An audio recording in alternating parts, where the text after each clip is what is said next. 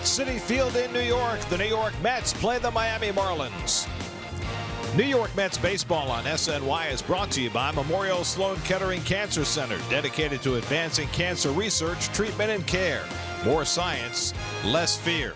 By the Kia Top Quality Sales Event. Visit TriStateKiaDealers.com to learn more.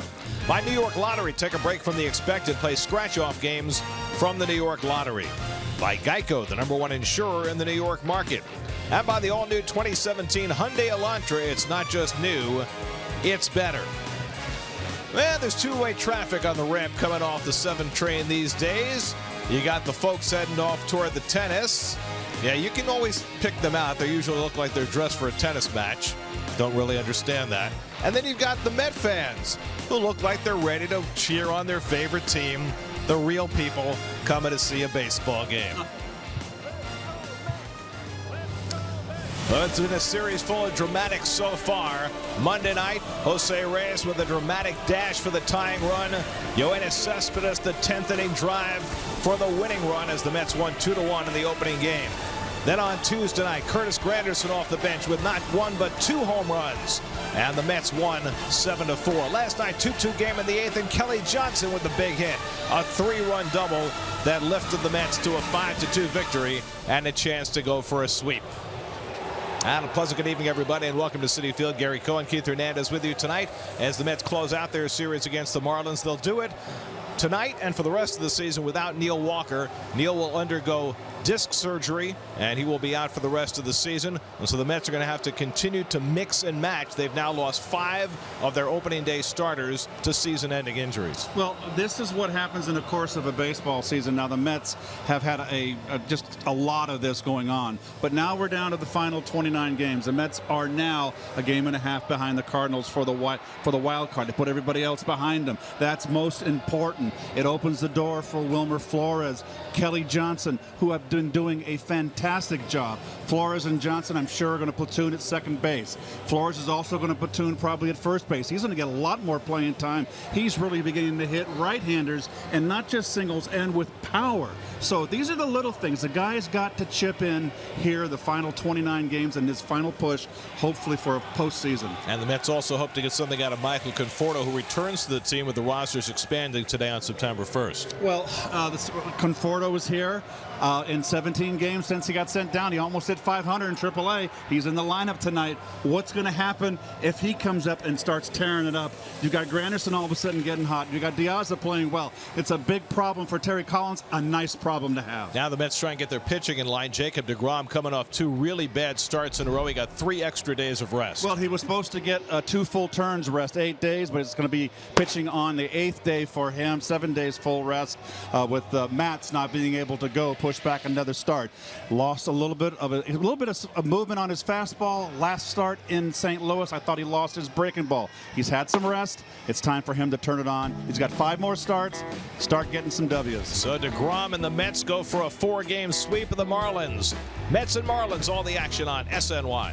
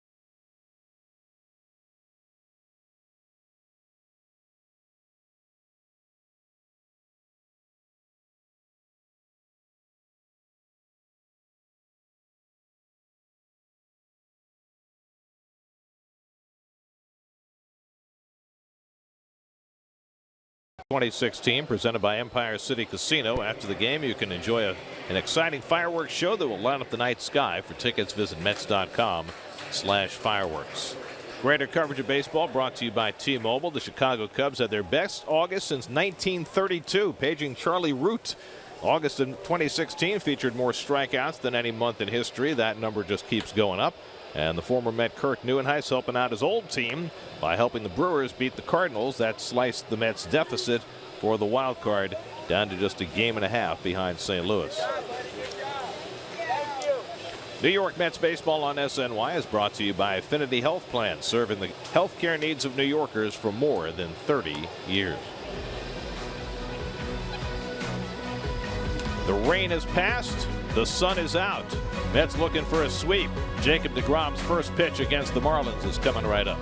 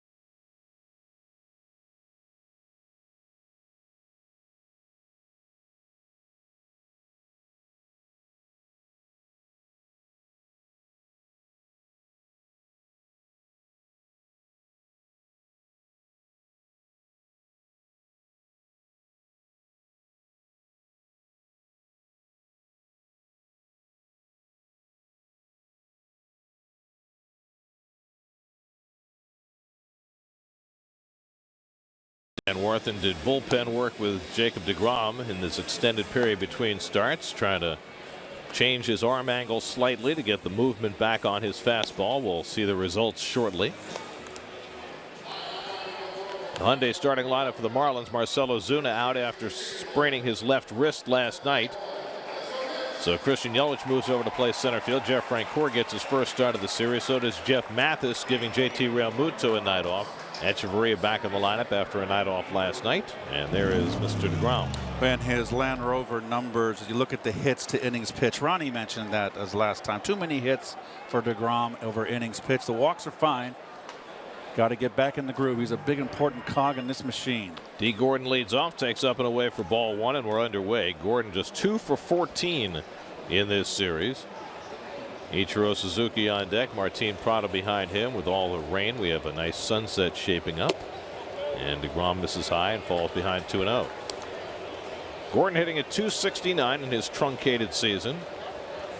Suspended for half the season because of PED use. You'd look at him and say, no, he doesn't do steroids. In the air to center field. Not quite enough oomph. And Granderson is there to grab it for the first out. And your charging, lovable New York Metropolitans, brought to you by Lexus. Look who's out in left field. We mentioned hitting almost 500 in 17 games at AAA. On the infield, 2 heroes last night. Wilmer Flores at second base and Kelly Johnson at third.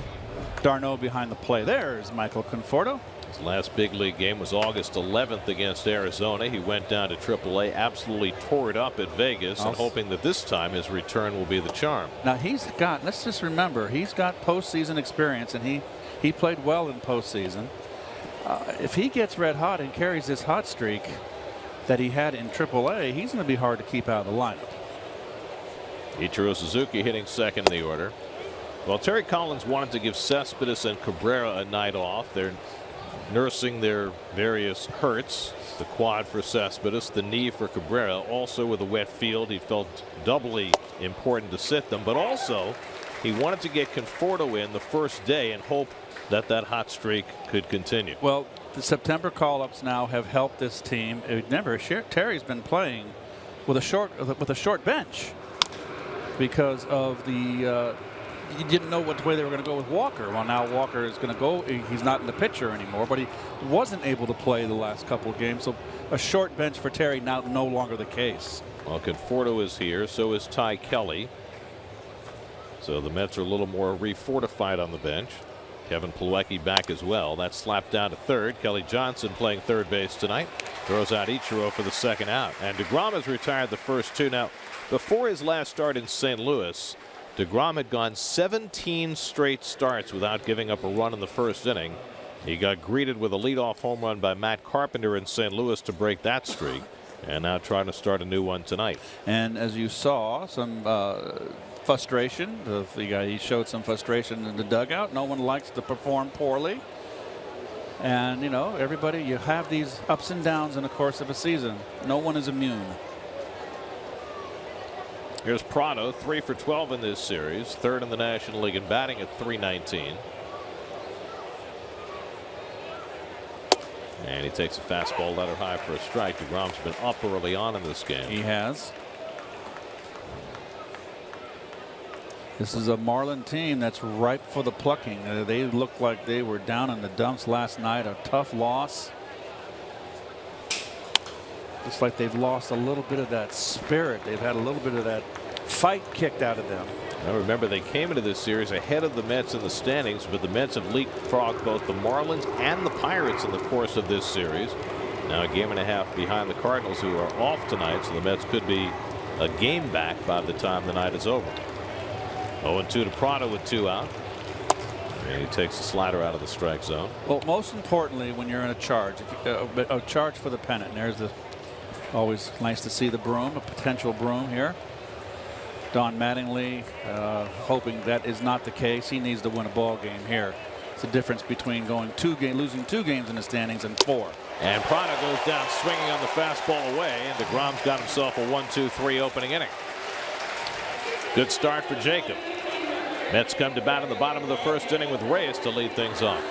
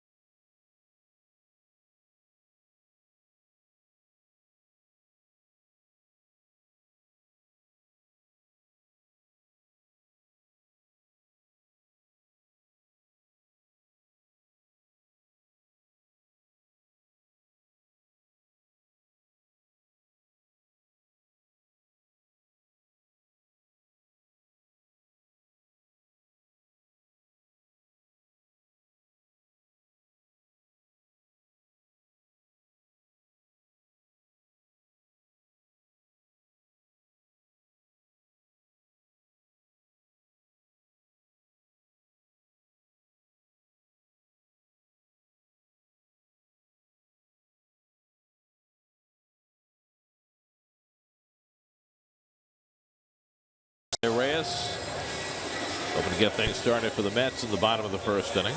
There's your Geico Mets starting lineup. Kelly Johnson moves into the 3-hole with Cespedes out of the lineup.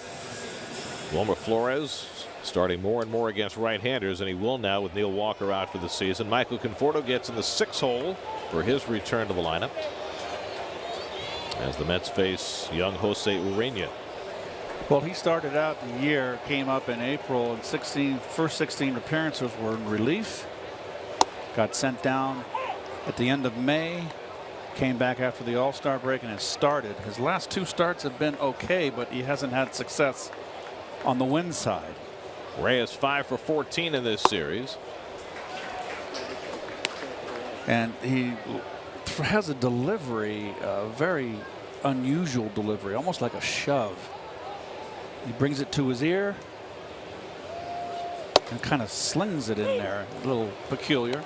96 miles an hour on the inside corner, and it's 1-2. Mets faced Urena in Miami in the 3rd week in July, and he pitched a very good game. Lost despite giving up just 1 run in 6 innings. And he takes something off and strikes out Reyes with the changeup. And Urena has a strikeout to start his night. Well, this is a lot on this young man's shoulders here. Marlins trying. Oh, good sinker, Gary. Good pitch. Marlins trying to get out of Dodge with a win. They are struggling as a team. Very, almost like a shove. Very an odd delivery. Like brings the ball back behind his head. Here's Curtis Granderson, who's had quite a series for the Mets. I'll take one more look. Just follow his pitching hand. And that's where it gets odd. It doesn't look so bad there, but it is from a hitter. I'm always looking in terms of how would that look if I was up at the plate, and it would be a different kind of unorthodox delivery. Granderson 3 for 5 in this series, 2 home runs, and maybe just as important, 5 walks in the series. And the 2-0 pitch grounded to Gordon at second, and that's the second out. Oh, the Coors Light defense for the Marlins. Yelich moves to center field. Remember, he's mainly a left fielder. Francoeur in the lineup. This is I can't remember, Gary, the guy got hurt last night.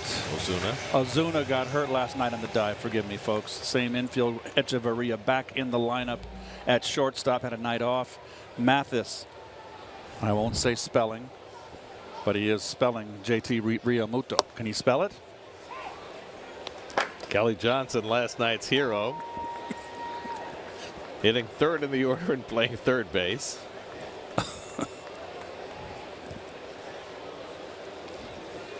Kelly has had 2 huge bases loaded at bats on this homestand. A pinch hit grand slam in the series against the Phillies, and then the 3-run double in the 8th inning last night.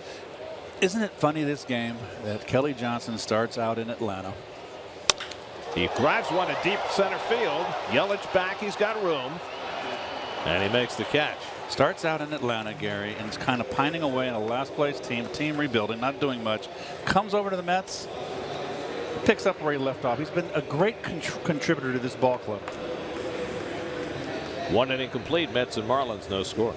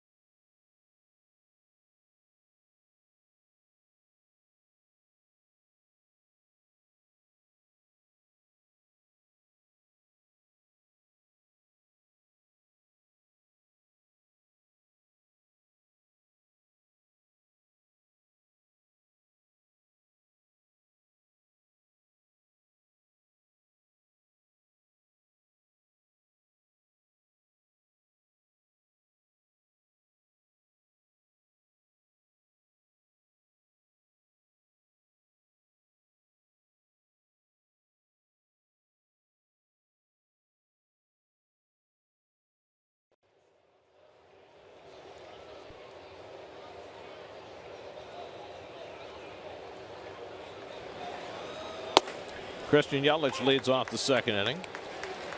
Yelich has hit a pair of opposite field home runs in this series. 17 home runs for the year now. Outside of those 2 home runs, they've handled him, though, Gare. It's a guy that DeGrom has always had trouble with. Yelich 9 for 24 against DeGrom, .375 average. Jeff Francoeur on deck, then Xavier Scruggs for the Marlins in the second.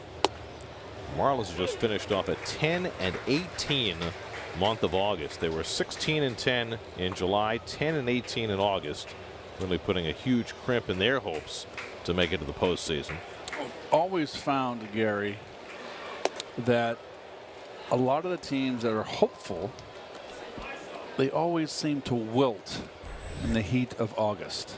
August, for some reason, is the month where the real guys step up to the plate most of the time. Well, it certainly appeared as though the Mets were going to be one of those teams to wilt in August.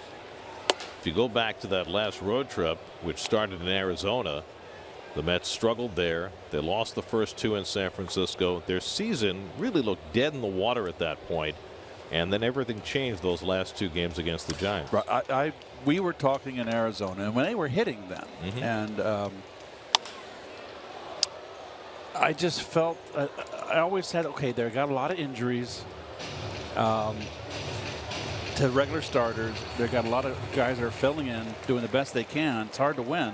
But I really felt they were kind of dead. But those first 18 games in August, they didn't pitch well. I mean, not just the fact that DeGrom didn't pitch well, but you had a lot of things breaking down in the bullpen as well. And these last 11 games have been characterized by guys who have come out of nowhere. The Seth Lugos, the Robert Gazelmans, the Rafael Monteros, to all of a sudden Josh Smoker, to prop up a team that really needed their pitching staff to get a boost, and they've gotten that. If there's going to be, when this season's over, and whether they're in or not, is the magic going to be there? Are they going to be able to keep it up? Ball 4 to Yelich to lead off the top of the second.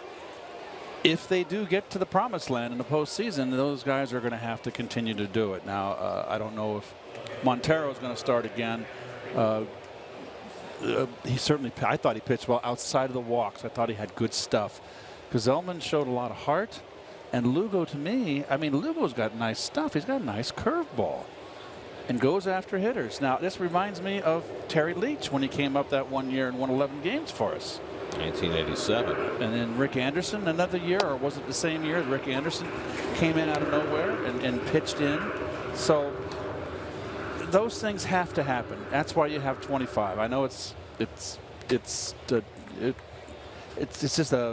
baseball jargon. I can't think of the right term. Turns out to be a lot more than 25. It ends up being more like 40 or 45 over the course of the year, especially with a team that's had as many injuries as this one has. Jeff Francoeur takes inside, and it's 1-1. And we talk about those extra pitchers who have really helped propel this 9 of 11 stretch. But the other piece to that is Jacob deGrom has got to carry his share. The last 2 starts have been just brutal. But you know what he's capable of, and the Mets need to be able to count on him every time he goes out to give them a chance to win. And that hasn't been happening lately. Well, we love DeGrom. DeGrom's a great competitor. He's not pleased with his last 2 performances, and there's his last 2 starts. And he's determined, I guarantee you, to pitch, get back on track, and help this team down the stretch. I mean, just from a historical perspective, the 25 hits he's allowed in those last 2 starts to the Giants and the Cardinals, those are the most hits that any Met pitcher has ever allowed in back-to-back starts. Jason Isringhausen had allowed 24 in back-to-back starts, but Isringhausen threw 14 innings in those 2 starts. DeGrom threw 9 2/3 and gave up 25 hits. It's almost incomprehensible. Right. And so you got to hope that it was rock bottom to start in St. Louis. I thought he lost his curveball. I thought it all fell apart on him in that start. Francoeur starting his 3rd game as a Marlins, is coming over in a trade from the Braves. And I really feel, Gary, I hate to interrupt here, but I think it's an important point. I think that the Mets have really benefited from this September 1st call-ups. Now, not so much in the bullpen, but it's given him more arms in the bullpen that Terry can go to. But the bench now, to me, it's the first time the Mets have a really, really good bench for Terry Collins.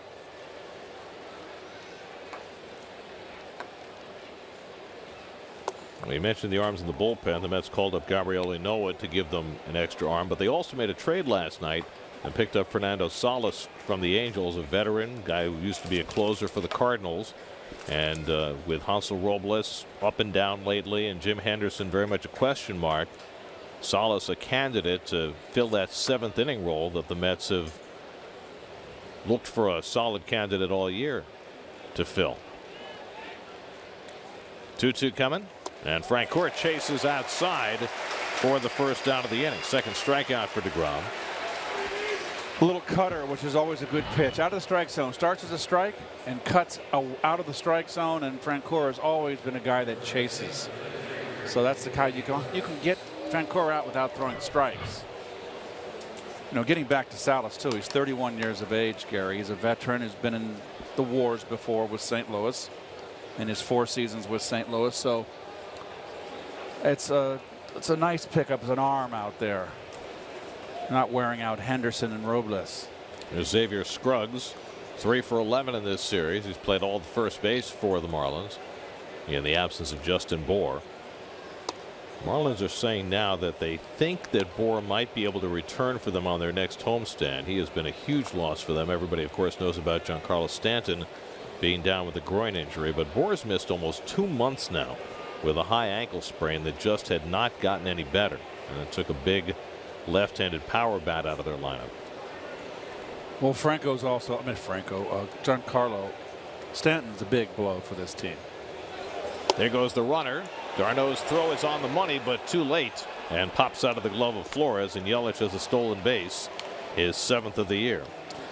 You know, this is something I thought that maybe the Marlins should try to exploit when you're struggling offensively. They're not a team that steals a lot of bases. They're 12th in the National League in stolen bases. But they got some guys that can steal. Try to make it happen. Force things. DeGrom, normally a guy who doesn't get run against much. That's only the 4th stolen base he's given up this year. So Yelich is in scoring position with 1 out. 1-1 to Scruggs, former Cardinal draft choice. And he takes a borderline strike, 1-2. And there's that high strike, which we've seen a lot this year, Gary, of the umpires calling more of that a little below the letters strike. And I think it's a strike. And I think if the hitters realize that it's going to be a strike and start swinging the bat, they're going to find it's a good pitch to hit. Jordan Baker, the home plate umpire tonight, the youngest member of this quartet. 1-2 to Scruggs. And he struck him out with a fastball. Back-to-back strikeouts for DeGrom, who's consistently hitting 95 tonight. Well, it's a good sign right here. 4-seamer, Gare. And he really throws it by Scruggs. That's 2 I've seen now in the last 2 nights where Scruggs hasn't got the barrel out. Early in the first 2 games, Scruggs hurt the Mets on hanging breaking balls. Looks like he's got a slider speed bat. Throw that gas attack at him. Now Jeff Mathis making his first appearance in the series. JT Realmuto swung the bat extremely well last night, had 3 hits, but he sits and Mathis is in there. His 31st start of the year. Never been much of an offensive player, but having one of his better offensive seasons, hitting .245. He's made a career in Miami out of being the backup catcher, that's for sure. He was with the Angels for a long time before that, playing for Mike Scioscia, who was his mentor. It's a pretty good mentor to have as a defensive catcher. Yelich at second with 2 out.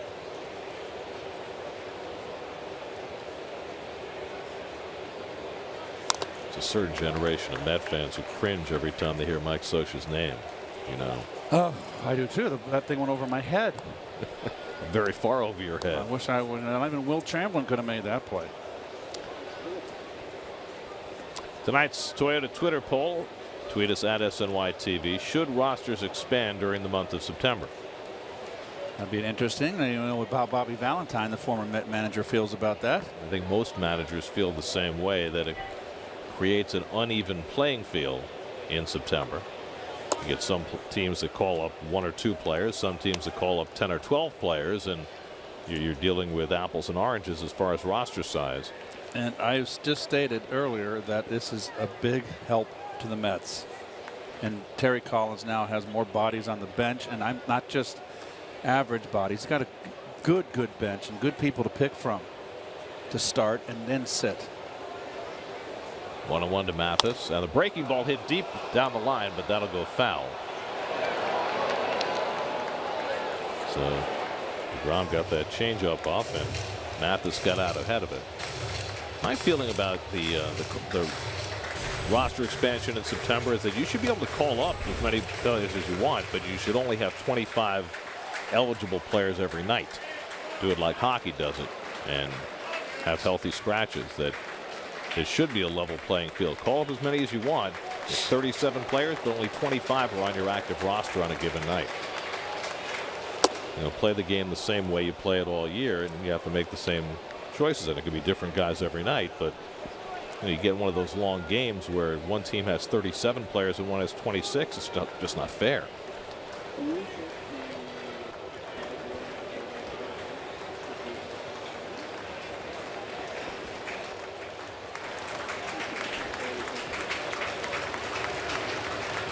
Two from DeGrom, and he bounces that one. 3-2. Well, the one thing, you know, if you get a game that's an early blowout, you're not going to have your bullpen taxed. You've got the young arms to come in and pitch those games, whether you're winning or losing in a game that's out of hand early. So you don't have to go to your horses, and you can really rest your bullpen for the games that are close. That's what I don't like.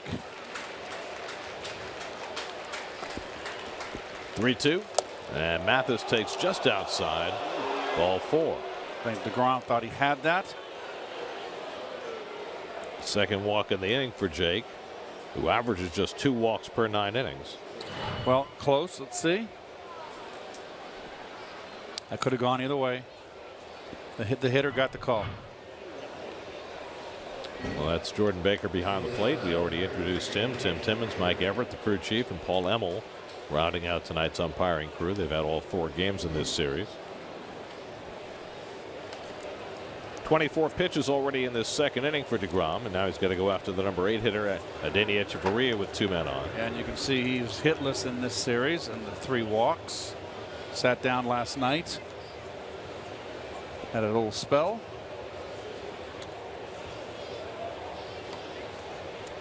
No pun intended. Overplay. 2 out of 2 on. Hechavarria 0 for 5 in this series, hitting .247 for the year.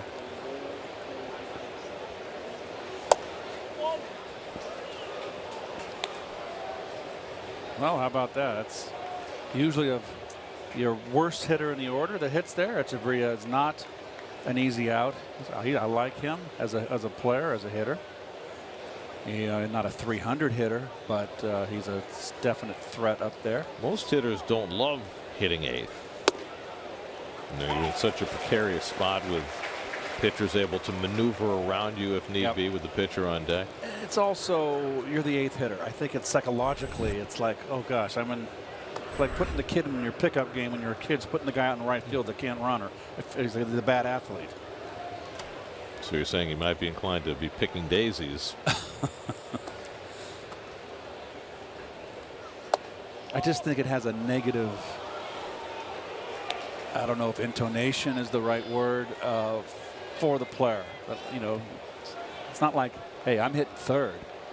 Meanwhile, Keith, you rarely see DeGrom betray any emotion on the mound, but you can see he's a little perturbed, thinking he's getting squeezed right now.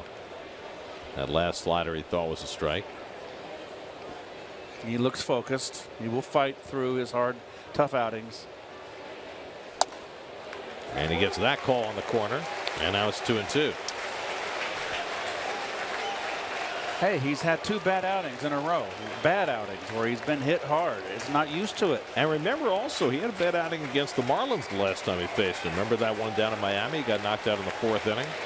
So he's got a few things to try and work around tonight. It looks like he's determined and pitching angry, and I have no problem with that. 2 on, 2 out, 2-2 to Echeverria. And he strikes him out on the high fastball. 3 strikeouts in the inning for Jacob deGrom. He's just asking if it was off the plate, Gary. The umpire. The umpire said, okay, he nodded. So he just asked. You were good pickup on your part, Gary. 29 pitch inning for deGrom, but he gets through it unscathed. Still no score.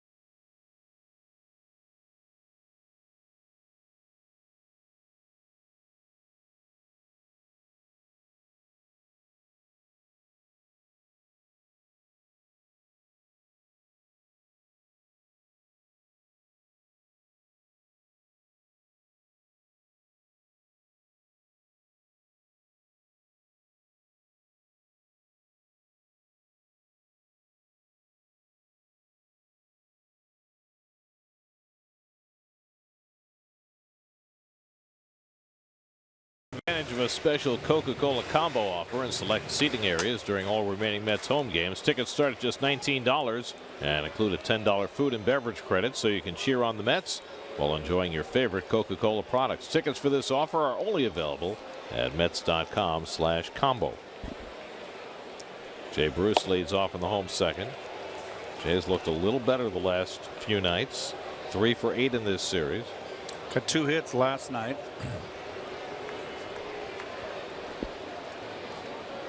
And he hits one past the mound. Echeverria right at the bag to grab it. 1 out.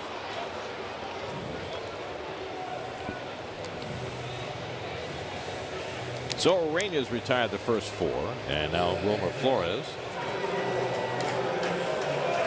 Well, Wilmer, nicely done.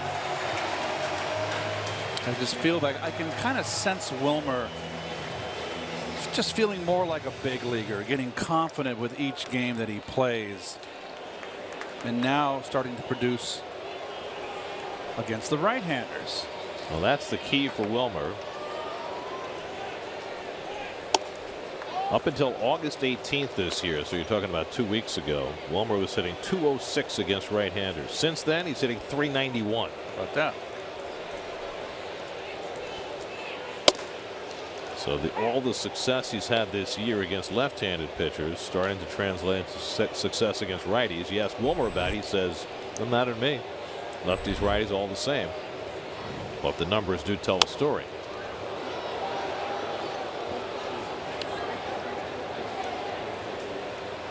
Wilmer's now built a 9-game hitting streak, the longest of his career. Hit a 2-run homer last night to put the Mets in front early. Well, like I said it last night, Wally Backman told me that Wilmer will hit, and he will hit in the clutch. So coming from Wally, I tend to be E.F. Hutton. I'll listen. And that's pulled down the line, but that'll go foul. Well, it's proven to be true. He has been a terrific clutch hitter for the Mets. Should have bought some of that Flores stock early. Was that on the exchange? Wilmer homered earlier this year against Urania, and he dribbles one off his foot, a foul ball. It's good to see from Wilmer too. He's such a good guy. He works hard, and you know, he's had to prove himself. He's had his ups and downs. I think he's established himself now as a guy that can make a living off left-hand pitching, and now it's his turn to make, okay, I can hit right-handers too.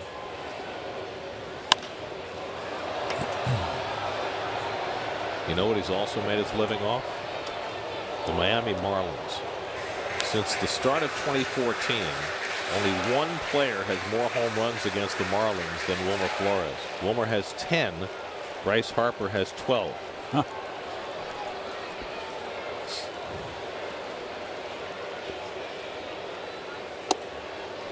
And he takes that one away. 2-2. 98 from Urania, so he's bringing it. Michael Conforto waits on deck.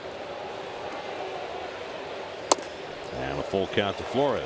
Trying to keep the ball away from Wilmer. He's very quick inside. I agree. I think the Marlins have seen enough. And just try to show him and to keep him honest. But when they need to go get him out, they're going to try to get him out away. Ninth pitch of the at bat coming to Wilmer. And he pops it up. Scruggs into foul territory to get it. 2 out.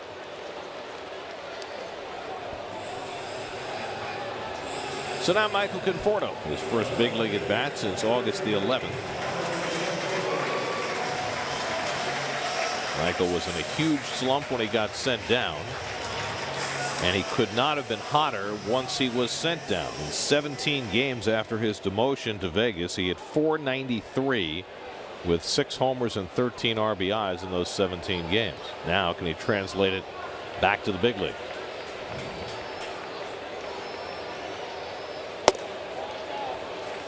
Michael was talking before the game tonight about how in each of his demotions he's tried to do the same thing, and that's basically swing at strikes, which is something he had gotten away from at the big league level. Well, you know, things speed up. He always impressed me with the beautiful eye at the plate and knowledge of the strike zone. And he struggled. He lost his confidence, started swinging into the bad breaking balls in the dirt, and then it just kind of snowballs. And you need to get sent down, take a deep breath, rediscover your stroke. He lines one to left center, a base hit for Conforto. That's a nice welcome myself back. Conforto digging for second, and he's in sliding with a 2-out double.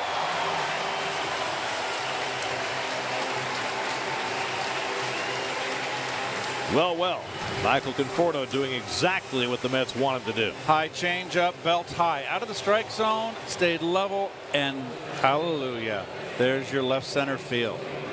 Just watch him take his stride, balance, stays right there, and goes with it.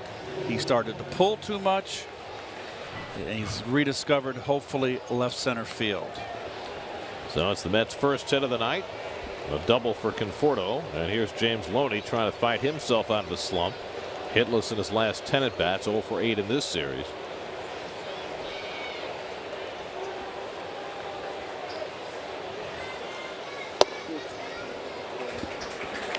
This ball tails away.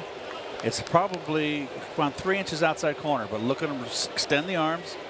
Got good. That means he has good outside corner coverage of the plate to drive a ball like that into the opposite field gap.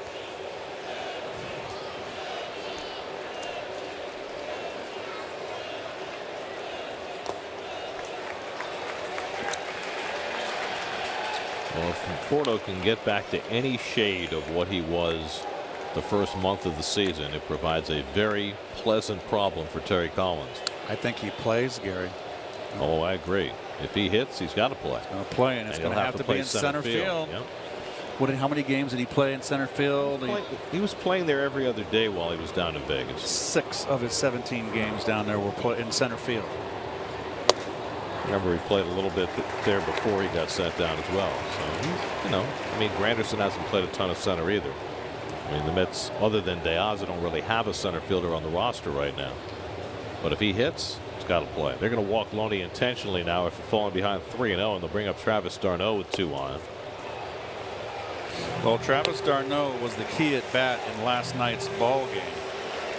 that set up the bases loaded double for Kelly Johnson to win that ball game in the bottom of the 8th. He was walked by JT Ramos, not JT, AJ Ramos. They're going to Realmuto, and too many initials. So that was I'm sure Ramos went home kicking himself on that base on balls. Well, Travis also had 2 hits last night, and over the last 12 games, he's very quietly at .349. So he's brought his numbers back up to .254 for the year. Only 14 runs batted in for Travis in 205 at bats, and a chance to do some damage here with 2 out and 2 on. Let's see what he's done with runners in scoring position, and that's why those RBI numbers are so low. Ureña's coming in with 21 walks, make that 22 walks now in 55 plus innings. That's too many walks.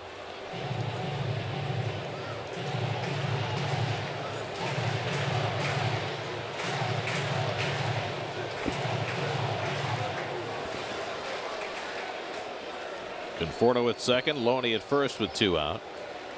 24-year-old Jose Ureña making his 7th start of the season. His 4th since his latest recall. His last 2 have been really good. And d'Arnaud fouls it back. Last time out for Ureña, he faced San Diego, gave up just 1 run and 4 hits over 5 2/3, lost the game 1-0. Could you fit all the pitchers we've seen this year with numbers in the 60s in the back of that pickup? I hear you. Take an awfully big bet.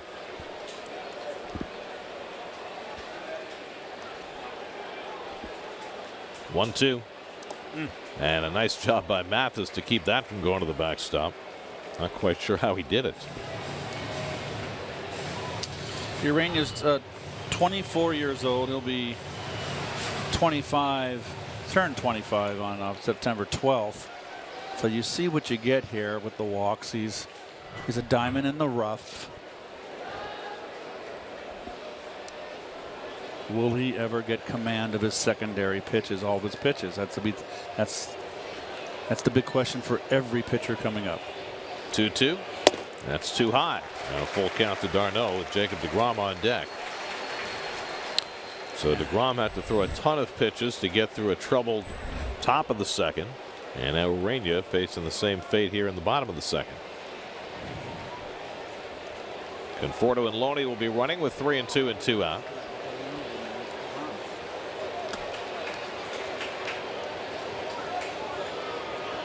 And d'Arnaud takes it outside, ball 4, and the bases are loaded. So they walk Loney intentionally to get to d'Arnaud. An unintentional walk fills the bases, and deGrom will come to bat. And that's no easy chore. Facing deGrom, left-hand hitter. He is a tough out.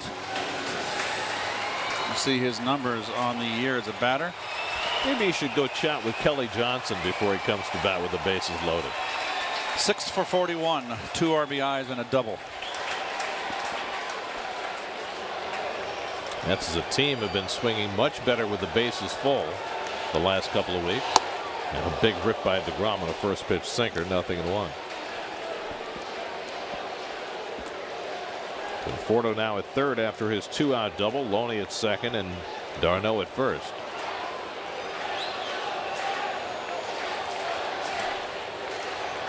And deGrom takes a strike, 0-2.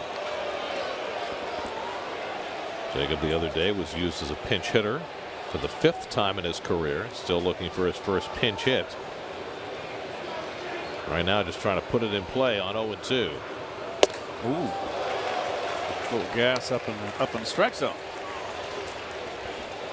27 pitches in this 2nd inning for Ureña after deGrom threw 29 in the top of the inning. So far neither is cracked.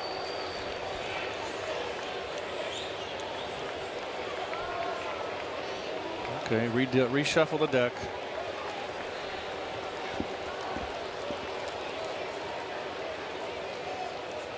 And deGrom right to the center field. Yelich diving, and he makes the catch.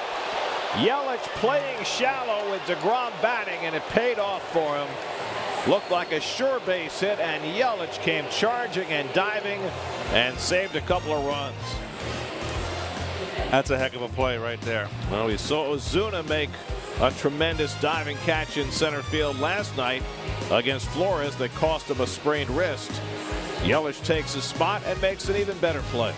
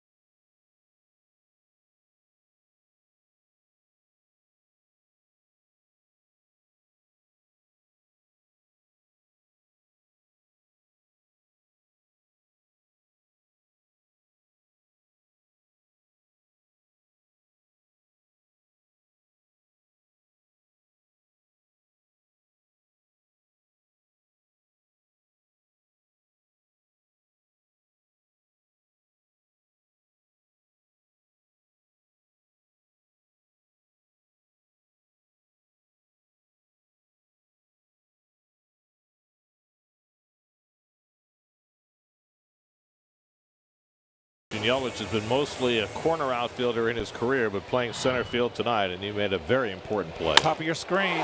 See how shallow he's playing, but still had to get a great jump to lay out and make this play. Save a run from scoring. Gets by him. That's 2 runs. 52nd game in his career that he started in center field.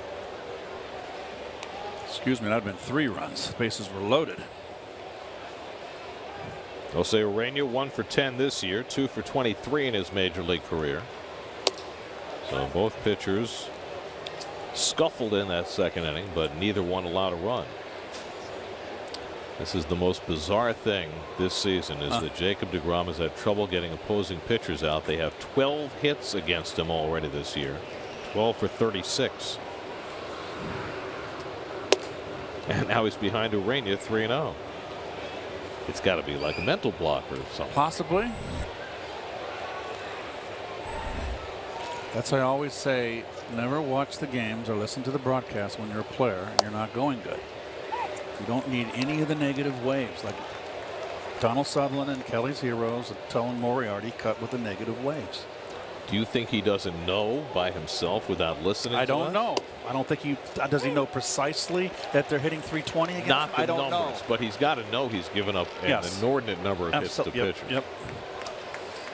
It's better not to pile on the numbers. 3-2 coming, and that's outside, and he walks Urena. Third walk already for deGrom, first time through the batting order. Here's your Mets Power Pitchers of the Week, brought to you by East Coast Power and Gas. Home ERA, deGrom second to the 2 Cubs, or third to the 2 Cubs. Kyle Hendricks and Jason Hamill. Hendricks, who leads the league overall in ERA. Don't think anybody had that in the pool when the year began. So now Dee Gordon, who flied out his first time up, with the pitcher Urena at first, and Loney playing in front of him. And Gordon shows bunt, but he was just bluffing. Ball 1. Gordon is always a threat to bunt, and here it would be more, I would think, for a hit as much as for a sacrifice. No. He's swinging the bat. It's a nice hole. Watch Loney. I've always hated that. You got to hold the runner on, left-hand hitter. Can set up a first and third real quick, Garrett. Double play ball if they hurry. The turn by Reyes. Not in time. Quick. Against Gordon's speed. Awful hard to double him up. Oof, and Reyes unleashed a bullet, and they still didn't get him. Flores comes in and gets it quick, gives him the feed. Reyes with the strong arm. Cannot. Oh, that's close. Very close. Little tie base goes to the runner. Safe. Yep. That's just burning the trail down the first base line. So now Gordon a threat to steal. 15 this year. 58 last year to lead the league. And Ichiro takes up and away for ball one. Now that first and third still stands. First and third, a base hit in that hole between first and second, with the first baseman holding the runner on. That's an automatic first and third with D. Gordon. You got a guy that can handle the bat right there in Ichiro. Ichiro slapped one to third and was thrown out his first time up.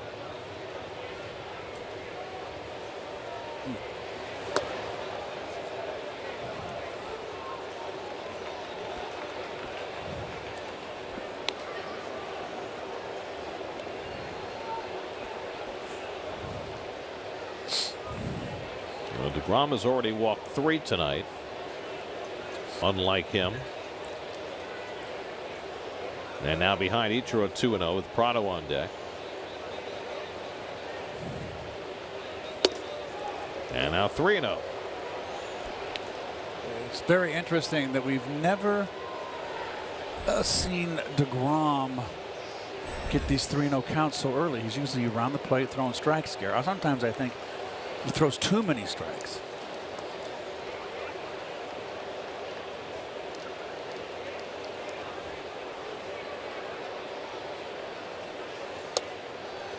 Well, as we mentioned at the outset, they were working on his arm angle during his bullpen session, feeling as though he had gotten his arm a little too high and his ball was straightening out. And you wonder when you try and take that kind of thing into a game, whether sometimes you get caught in between and maybe you wind up in a situation like this where you have trouble throwing strikes. Dan Warthen watching diligently his charge there. Behind 3-1. And Ichiro slaps one to second. Flores with the flip. Reyes with the turn. And again. Oh, got him. I'm not sure about that. We'll wait to see if the Marlins challenge it.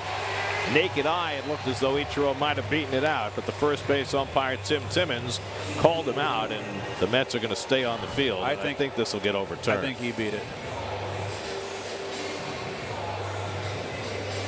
Yep. Come on, guys.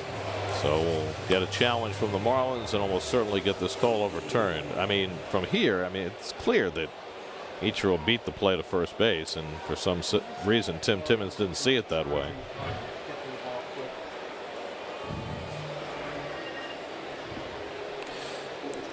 Now you've had 2 double plays with 2 speedsters that beat it out. Let's watch Wilmer at second base. Is he coming in hard to get this ball? He's got to come to it a little quicker. There, he did it better the other one, where Gordon's just tough to beat out. But it's good for he's got to know he's got to come to the ball and cut that distance down, get to it quick, and give it to Reyes. Play under review brought to you by Mazda. Driving matters. And this shouldn't take long, and it doesn't. And the play will be overturned, and the Marlins win the challenge.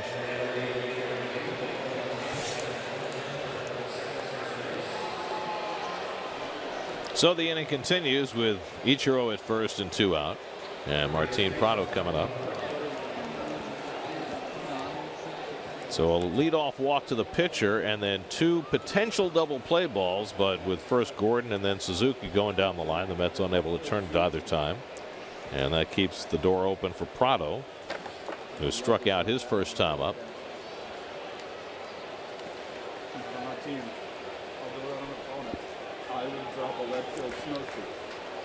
Ichiro has stolen 10 bases this season, including 1 in this series. 508 for his career.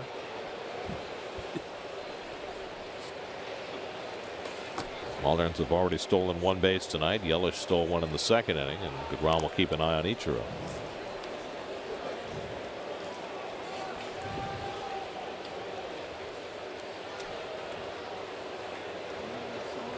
42, but still has wheels.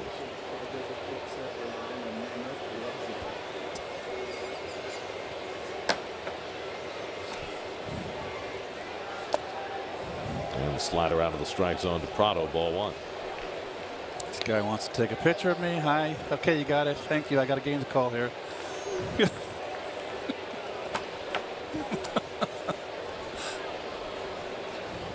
It's nice of you to pose for him. Just I can multitask in between pitches. You are kind to your public. I try. I can be a little testy, though. Well, it's just that there are so many of them and only one of you. When my biorhythms are down, I'm a little difficult, or I got a little cold. They were right down there. Yeah. Yeah. Game.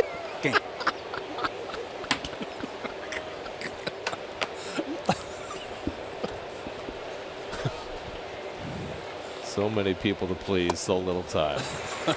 Good changeup by DeGrom, 2-1 to Prado. He's handled pitch Prado tough. This is the second at bat here. Struck out Prado the first time. Well, they got the picture. They did. I hope they don't try and sell it. Well, can't stop that. No such thing as bad publicity, Gare. Really? I don't. Well, depends. I could give you a few I examples. can too. Recent ones. Scratch that. Scratch it, just don't text it. I'm gonna cut your mic. 3-1 to Prado. There goes Ichiro. The pitch outside, ball 4, and there's the 4th walk DeGrom has given up in the first 3 innings. How unusual. But not missing by much. And it's going to get Dan Warthen out there to have a little chit chat. I don't think Dan's particularly worried. He's just missing. I think Dan just doesn't want him to get frustrated. In the last inning, DeGrom felt he was getting squeezed a little bit by Jordan Baker and had a couple of words with Baker when the inning was over. I don't think that's the case in this inning. I think it's more about DeGrom just being a little bit off. And he's just missing.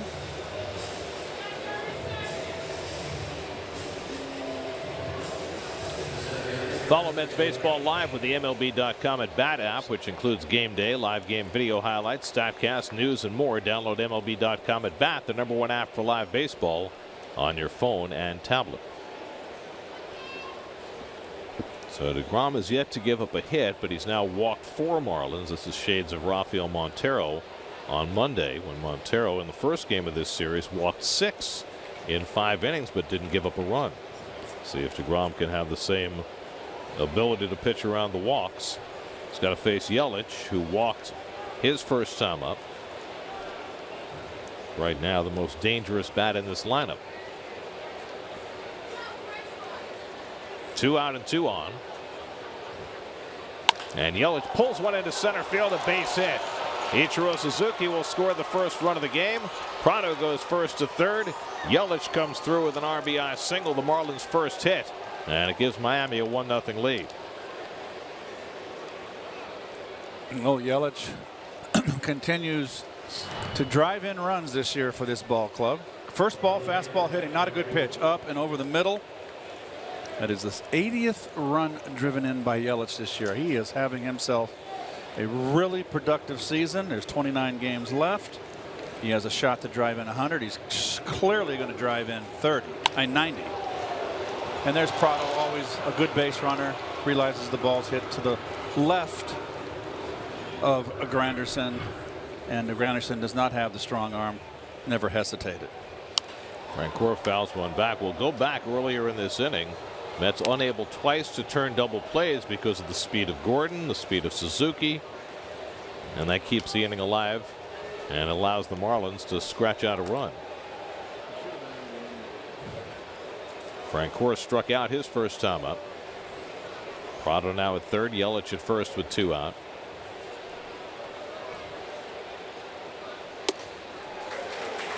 And DeGrom keeps it a 1.5 foot out of the strike zone and gets Francoeur to chase it. Frenchie will go through stretches where he takes a few pitches, tries to be a little more patient, but it always comes back to the same thing. He's up there to swing the bat and swing it hard. 5 for 15 in the Miami uniform.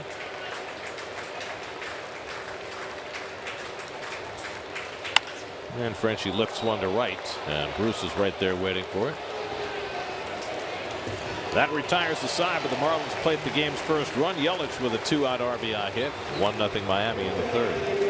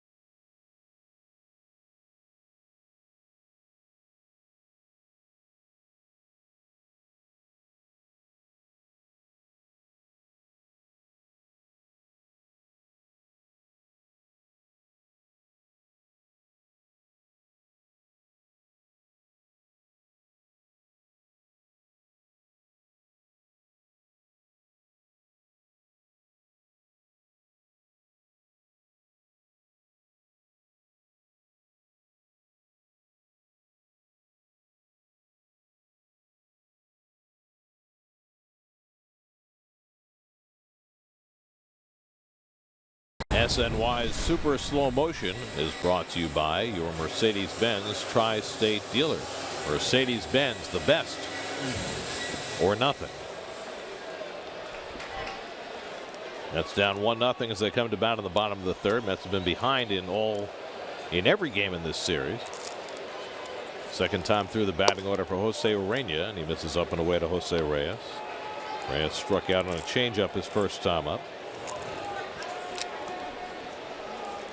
Jose has been the spark.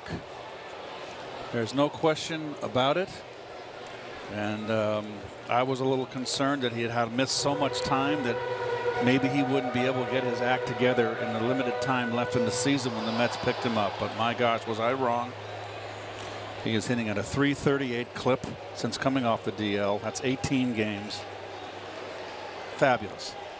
16 runs scored, everything you want from him. Playing great third base, Gary. Really taken to third base. Yeah, for a brand new position for him.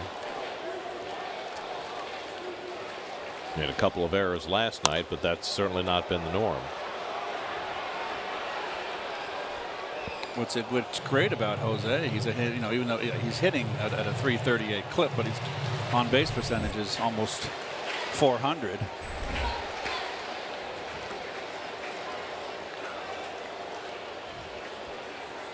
Two, and he lines one just past the ear of Urena, who lost his glove getting out of the way.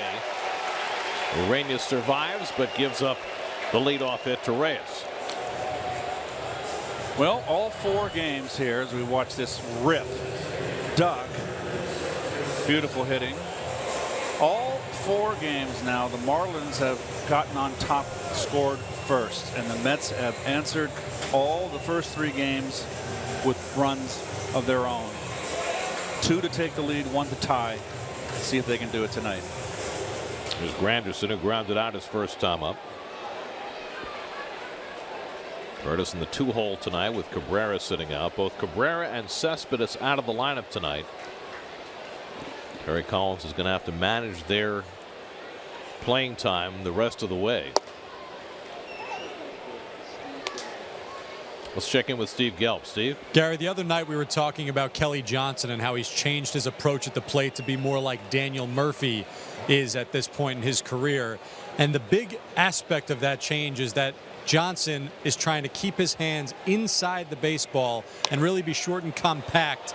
You would have seen as Granderson grounds out that when Johnson is on deck, as you're going to take a look right now, watch how he tries to keep those hands in, constantly worried about being short to the baseball so he can drive those inside pitches out to right field. Well, I've heard that, and you know, it's something that I'm not a big fan of because you can get in the habit and not be able to cover the outside corner. But a lot of times, like it's like in golf, you try something new and it works for a while. You're doing something different that's going to make you more strong inside. It takes a while to get around the league. You can take advantage of it. Johnson flied out to center field his first time up. Reyes at second with 1 out. After that slow ground ball by Granderson, Prado had no play on Reyes. So they got the tying run to scoring position with 1 out.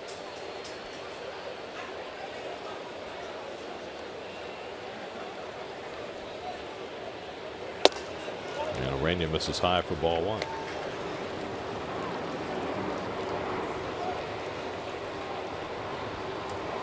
Well, Kelly Johnson returning to the Mets for the 2nd straight year from Atlanta, and as was the case last year, his play has improved after the deal. You know, and you'd look at that and say, as he grounds to first here, you say, well, 20 RBIs in 60 games. But he's driven in some, down the stretch here, he's driven in some big, big runs, late and close. Love that term.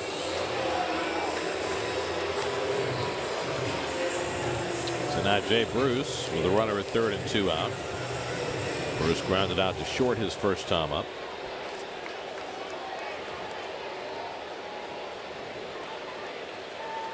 That's where we were last night.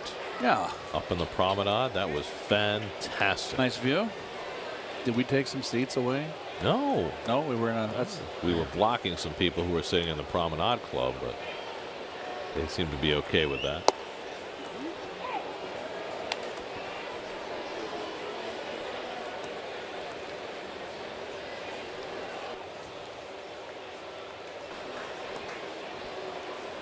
No, let's see if Jay Bruce can come through in the clutch here. He sure needs it. Reyes ducking down the line at third, trying to get the pitcher's attention as Bruce fouls back the fastball 0-2. You got Prado way off the line, and Prado saying, go ahead, you want to fool around, be my guest. There's 2 outs. It's up to the pitcher not to let Jose have any chance of stealing home plate, nor letting him rattle him. So that's the thing. It's the rattling part, drawing a balk, something like that. Right. That's what Reyes has in mind. When you're pitching from the stretch. Bruce goes down to the high fastball. And so the second strikeout for Urania gets him through the 3rd inning. 1-0 Marlins after 3.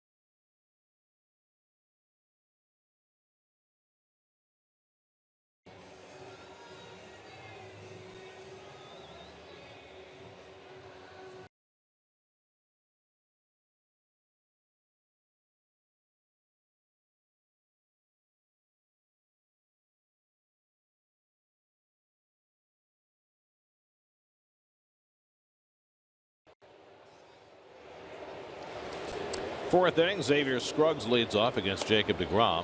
Gets a first pitch curveball in for a strike. Scruggs struck out his first time up. One of 4 strikeouts for deGrom. The problem for deGrom has been the 4 walks over the first 3 innings. And that's led to a high pitch count. He gets ahead on Scruggs 0-2. Bottom half of the order. 6, 7, and 8 and the potential 9. Nice lower half of the order to get things, have a nice quick inning.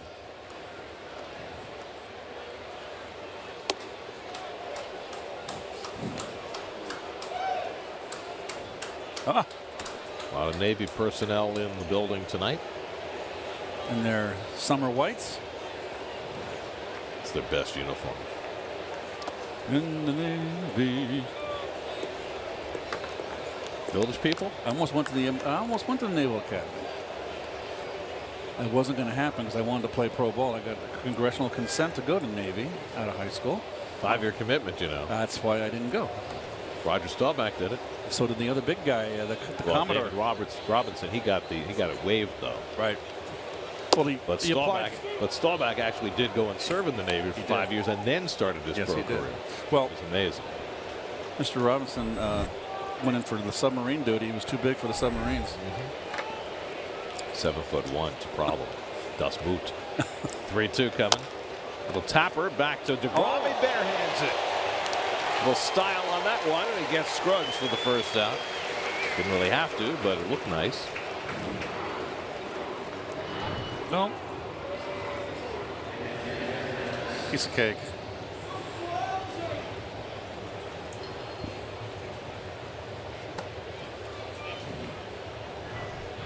One thing about pitchers, they all have those long fingers. Not all of them. Most of them. Most of them. You should have seen J.R. Richards' hands. Oh my gosh, he held a ball. He about choked it. Just had the most enormous hands I've ever seen on a pitcher. I was always fascinated looking at Pedro Martinez's hands because Pedro is not a big man, but his fingers are so long it looks like he has an extra extension on his digits. Bruce Sutter had long fingers.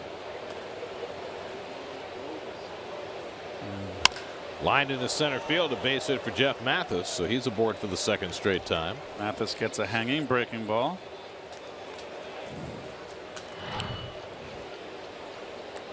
Didn't break, just kind of sat up there on a tee. Stayed back, didn't try to do too much with it. Lucky it wasn't a power hitter up there. But you're right about that split finger. You've got to have long fingers, and Bruce certainly had those, and he was the forerunner of that pitch.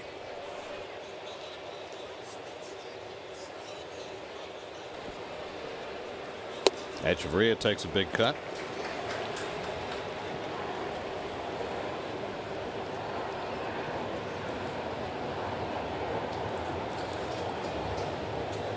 Change up grip. You know why he's doing that, don't you? And we'll explain shortly.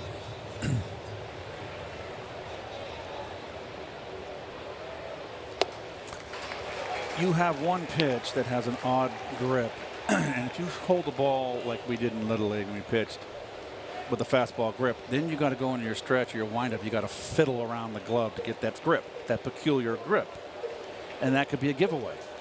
If you have the changeup grip, it's easy to go to the fastball grip or slider grip without giving away a change. Hitters aren't going to be able to, and Rusty Staub, if that was the case, would pick up on that in a New York minute. Pitcher flaring his glove as he. Flaring or just even digging in there, making that change to throw a changeup. Echeverria hits it out to right, and Bruce is right there. And 2 out. You also.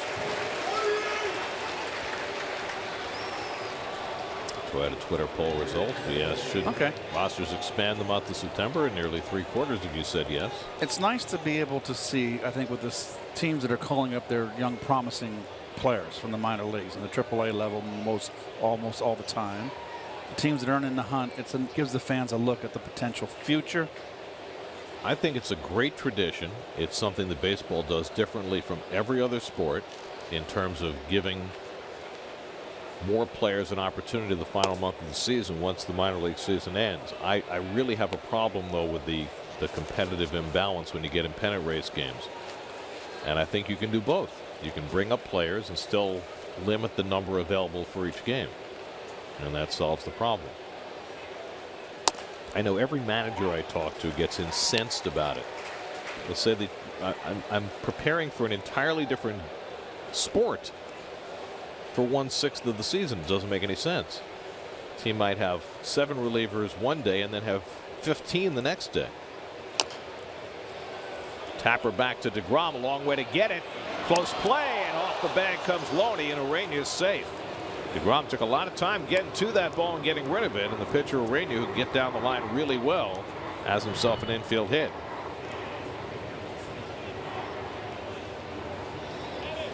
I think he beats it. Was the umpire ready to call him out? No, he was off the bag. Oh, way off the bag. That would have been. He's just trying to get out of the way. I was going to say, give him a night chart if that was the case. Well, he missed the last one. So D. Gordon bats with 2 out and 2 on.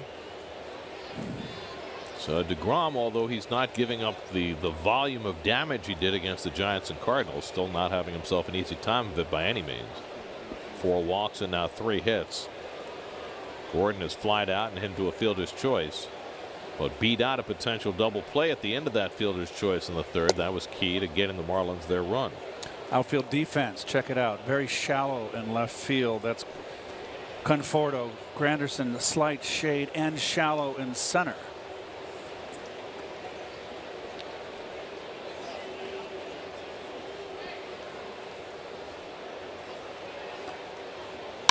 And Gordon hits it well to right center field. Over comes Granderson, and he runs it down. Playing shallow and toward left, and Granderson really had to get going to make sure that ball didn't get to the gap. Curtis flags it down. Keeps it a 1-0 game.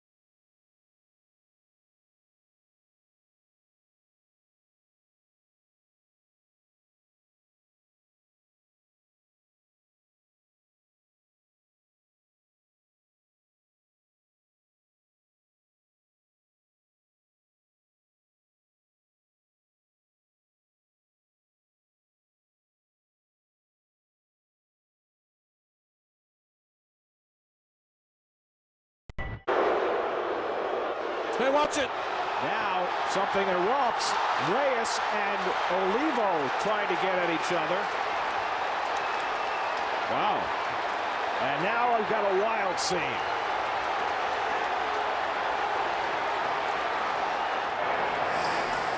Final weekend of the season, 2007. The Mets were in the midst of the most epic collapse in baseball history. And on that final weekend, Miguel Olivo and Jose Reyes, who were friends away from the diamond, started that little ruckus, which really inspired the Marlins. Your call was that they were both going after each other. It was Olivo going after Reyes. And poor Sandy Alomar Sr. got caught in the middle of that. He did. It was the Sandy Alomar sandwich there.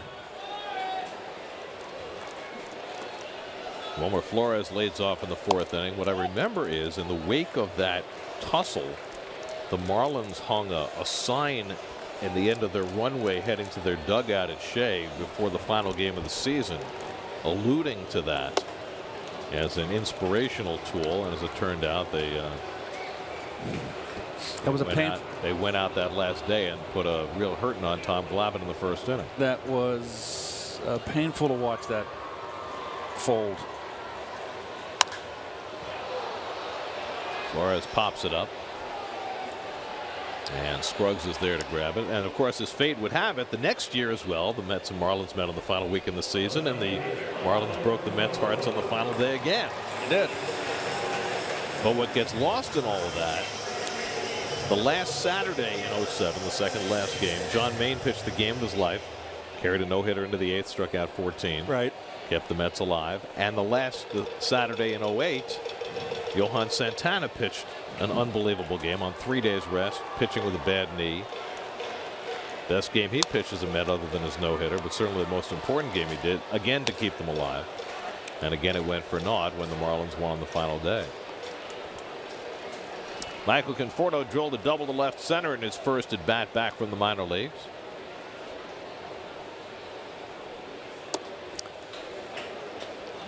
All over baseball today, rosters have expanded, so players who've been in the minor leagues are either back or some getting their first big league experience. In some cases, the call-ups came earlier. Note the Dodgers and Andrew Toles, a guy who was released by Tampa Bay in spring training this year, but has put on a huge show for the Dodgers the last 3 weeks, helping them keep first place. Hit a 9th inning grand slam to win a game yesterday. It's funny how those things work, right? Yep. It's catching lightning in the bottle. Luck of the draw. Interesting to look at the infield defense, Gary. Remember when Conforto, before he was sent down, they put severe shifts on him. But look, it's still a shift, and it shouldn't be able to do that to him. Oh, a guy. And that hits him. Slider. Conforto's on base. The old slider. They tried to. Okay, you got a base hit to the opposite field on a pitch away. They attacked him inside this at bat. This is a slider, not on purpose. Got him on the shin. On the shin.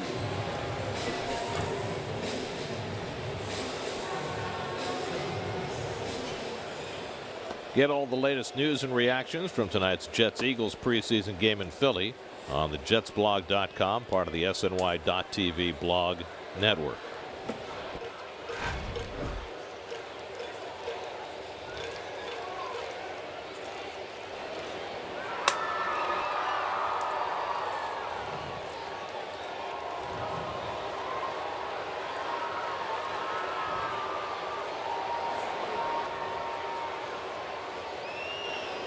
There's James Loney, who was intentionally walked his first time up. Conforto at first and one out. And Loney loops one into shallow center. Yelich coming on and gets there for the second out.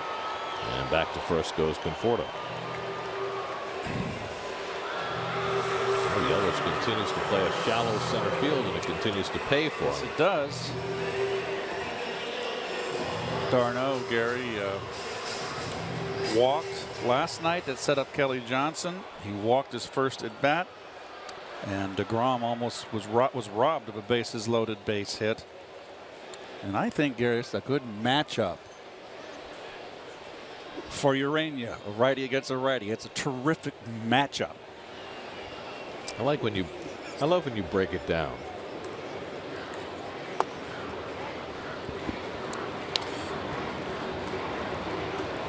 Give us that inside info.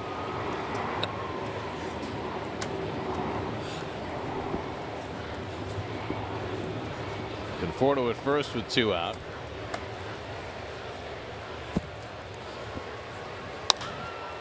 And d'Arnaud pops it up. Echeverria 2 hands for the out. Very nice. Side to see. retired. I love 2 hands. That matchup just went just the way you expected. After 4, 1-0 Marlins.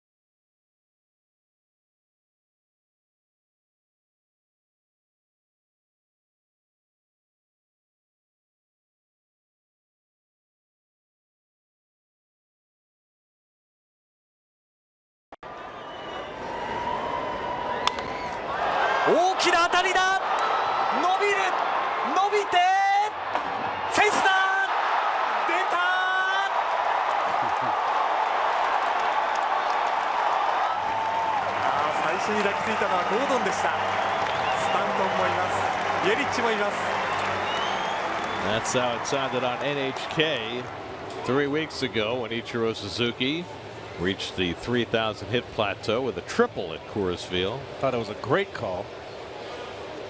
Could you translate for us? Ichiro's 0 for 2 tonight. Scored the only run of this game after reaching on a forced play in the 3rd.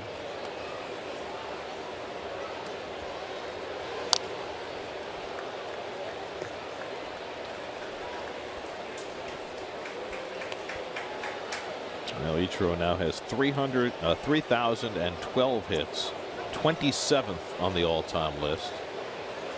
Bearing down on Rafael Palmeiro for the next spot. 8 hits away.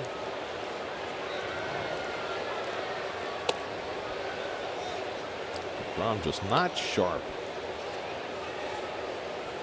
Not leaving balls in the middle of the plate and having them hit out of the ballpark the way he did the last 2 starts against the Giants and Cardinals, but just erratic tonight. So Ichiro will turn 43 October 22nd. So he's a Libra born the cusp of Scorpio like myself. Think he grew up a Mickey Mantle fan like you? I don't think so.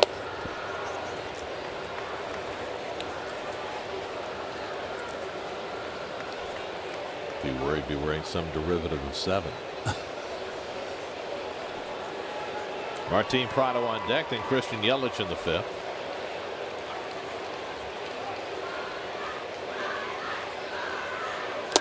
And DeGrom strikes him out. 5 strikeouts for Jake. The 5th inning is brought to you by your Tri-State Ford dealers who invite you to test drive a new Ford. You'll discover why Ford is the total package. Is there something that characterizes Libra on the cusp of Scorpio? Well, I could be wrong, but I understand that if you're on the cusp, which is between, I think it's a 4 or 5 day window in between the actual change date of the sign, that you actually could possibly have more traits of the other sign. And you know Scorpios, you got to be careful with them. It could be dangerous. You mean Scorpios or actual scorpions?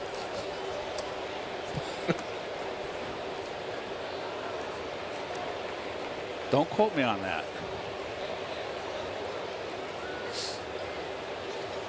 Prado has struck out and walked tonight, 0 for 1. Good cut by Prado. Good fastball. Outside corner knees.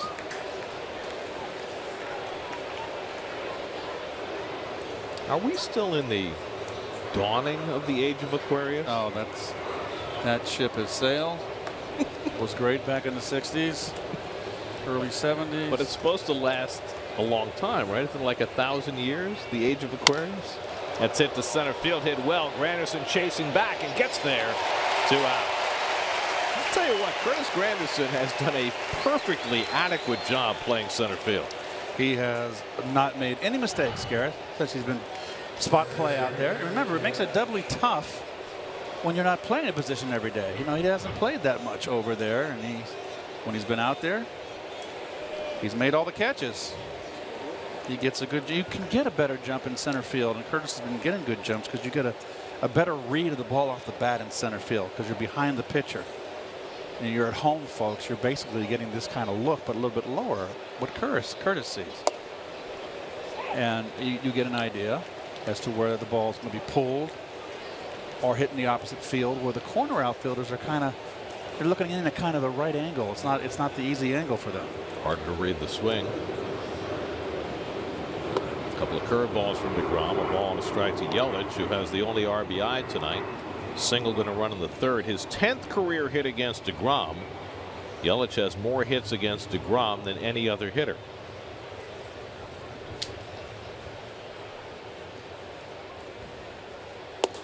Good high fastball, 1-2.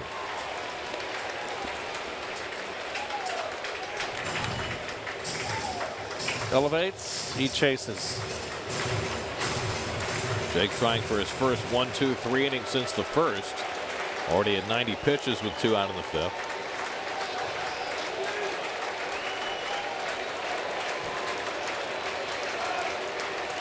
One and 2 to Yelich. And the curveball pulled through the hole. Another base hit for Yelich.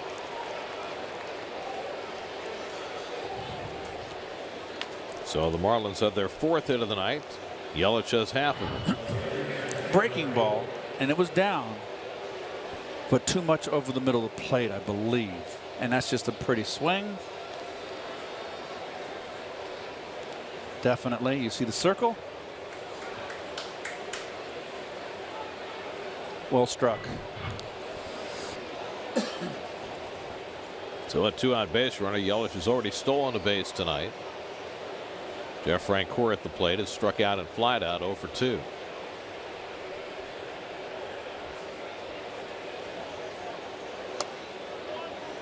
Takes it off the corner for ball 1.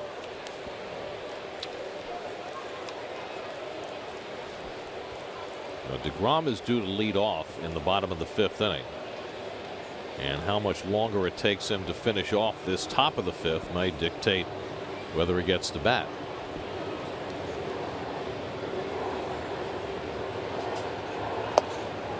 Change up, ball and a strike.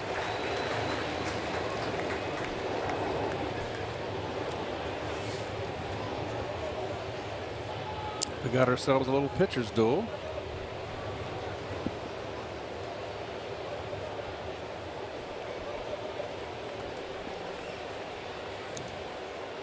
It goes that way about every day for Miami.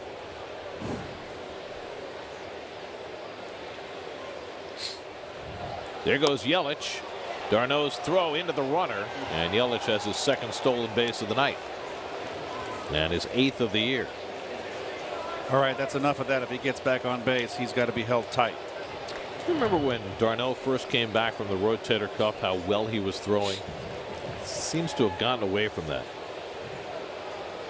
And it seems like the teams have stopped stealing on the Mets. And now be very curious. The next team in, remember, set the tone in spring training with stolen bases. And don't think they're not going to try to steal the pants off the Mets. Don't take that literally, folks. Was that the Nationals who began doing that the first game of spring training this year? Francoeur drives one into the gap in right center, and that'll bring home Yelich.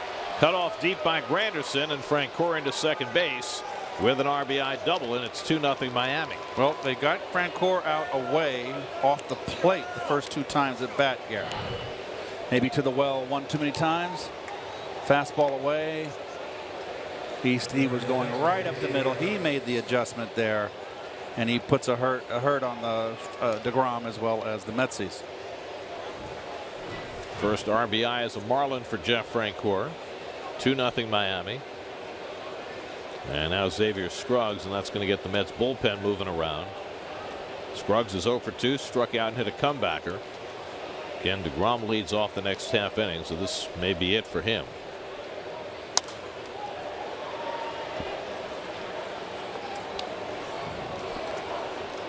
I just would hate to pull. I know he's got 95 pitches, 96 now.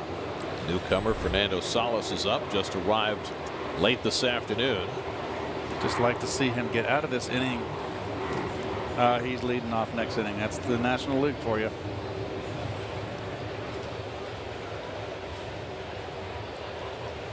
You know, that's a case, Gary, where if DeGrom, he's got the 4 walks, pitch count up. If DeGrom had 70-something pitches, 75.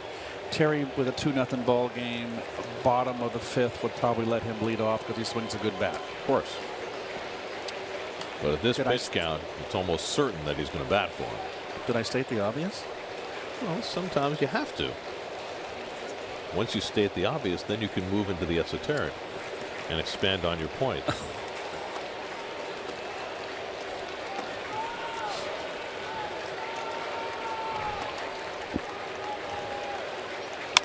Scruggs drives one to right center. That's going to get to the gap and back to the wall. Francoeur is in, and Scruggs into second base. Another RBI double makes it 3-0 Miami. 3 straight 2-out hits against DeGrom. Produced 2 runs. This one coming on a 0-2 pitch. Both right-hand hitters going into the opposite field. Flat slider, Gary, there. Didn't get on top of that slider. Stayed on the same plane. Didn't break much. Hanger right there, and that's the pitch that Scruggs can handle.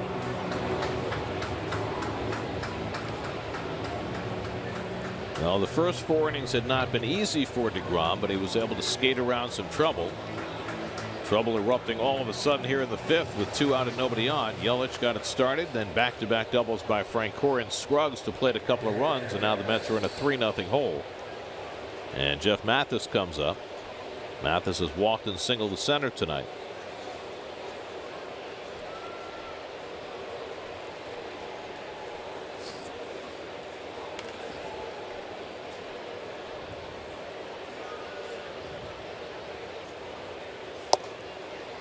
And a fastball strike to Mathis.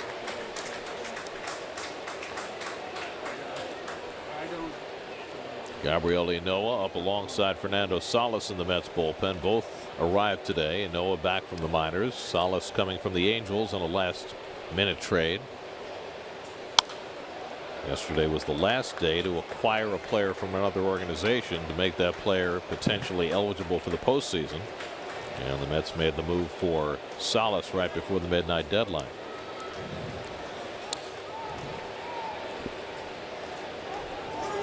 So this has turned into another tough outing for DeGrom here. A little troublesome.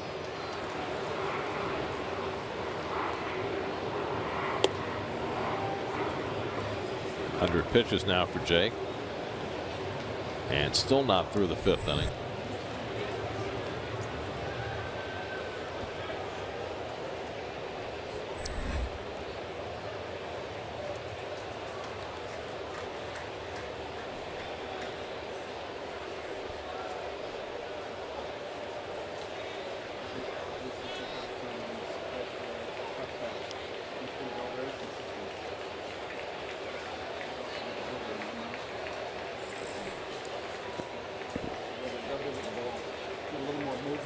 One-two to Mathis, and he got him with a changeup to end the inning. 6 strikeouts for DeGrom, but a disappointing finish to his outing as he gives up a pair in the 5th. Halfway through, it's 3-0 Miami.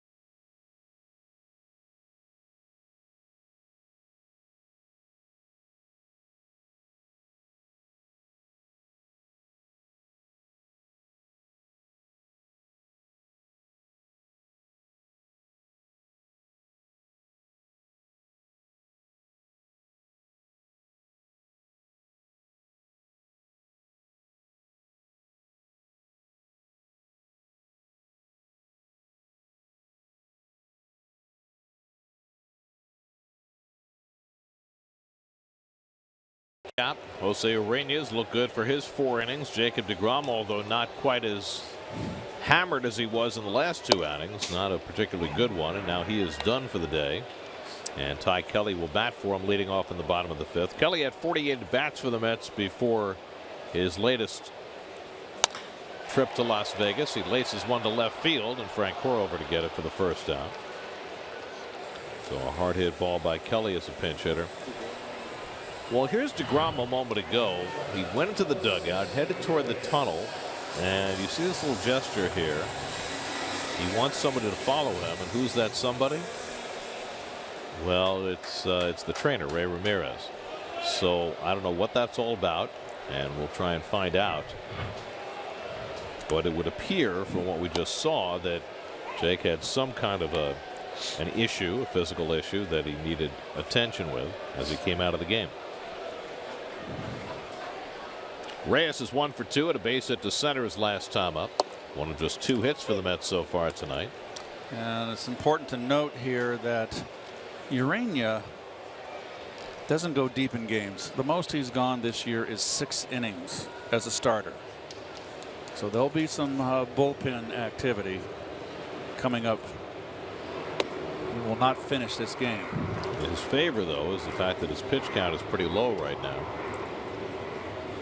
66 pitches with 1 out in the 5th. Curtis Granderson on deck.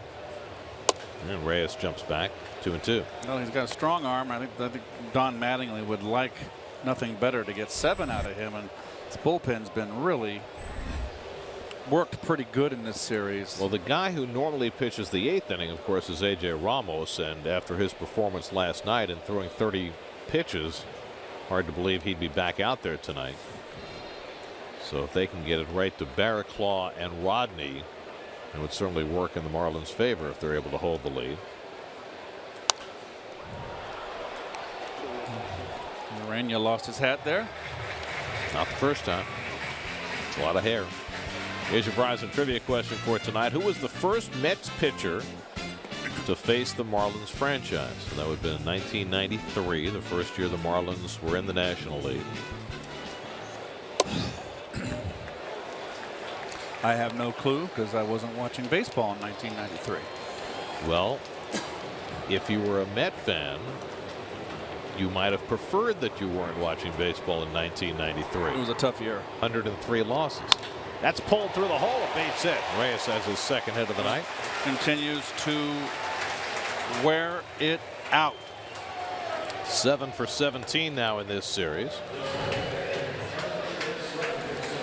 So, Gary, when Reyes first came back and we were evaluating him up here, I told you right away that after around 3 or 4 games that he hadn't lost his bat speed. Yes, you did. And that he would be fine. And he sure is. That's all I was looking for, is bat speed. As Granderson has been up twice and grounded out both times. Ureña, when he takes his stretch, is barely stopping. Page Bob Davidson. Paging Bob Davidson. Bob's one of the few umpires that are left that was around when I played. He broke in when I was, I believe, a Cardinal. Of course, he was one of the umpires who left in the mass resignation, only to be rehired later. When Bob first came up, he was a little uptight, had a little short fuse, and then as he got more comfortable, he kind of relaxed. Granderson gets one out in the air to center field, and Yelich ranges over. Reyes tagged at first but stays put, and that's the 2nd out. Monday on Mets Insider, New York has always been known for its passionate fan base. Hear from some first-year Mets players about how they deal with the pressure and high expectations that come with wearing a Mets uniform. On Mets Insider, presented by WB Mason, Monday at 4:30, only on SNY. It's 4:30 p.m. Okay. You don't have to get up really early. We have a game at 1 o'clock that day, you know, Monday, Labor Day. You do. In Cincinnati. You and Ronnie. Well, I mean, we as a group, I'm out of this as an one. organization, I'm out. as a network, You can't all drag me part in. of the team here. I'll see you Wednesday. 12:15 game Wednesday. I've got 12:30. Okay, I got Labor Day, and as you do. So it doesn't trouble you at all that the Mets are playing an 8 o'clock game here Sunday night, and there's rain in the forecast, and then have a 1 o'clock game in Cincinnati the next day? It will have absolutely no effect on me. Well, that settles that. I will DVR it if I have to, if it's a big long rain delay. I am hopeful, and I will be using all my positive waves to keep the rain away so you guys can get to Cincinnati. Well, I'm getting to Cincinnati because we're not working Sunday night. It's an ESPN game. That's right. I'm more concerned about the players. Right, exactly. I mean, that's a ridiculous turnaround. Now, Bartolo Colon's going to pitch Monday. They'll send him ahead, but As they should. else. As they should. And if you have a rain delay that stretches that game past midnight, It would be, it's not a long flight to Cincinnati, but still. And you don't change. Unfortunately, you don't get a change in the time zone. You're on the western fringe of that eastern time zone. it's a travesty is what it is.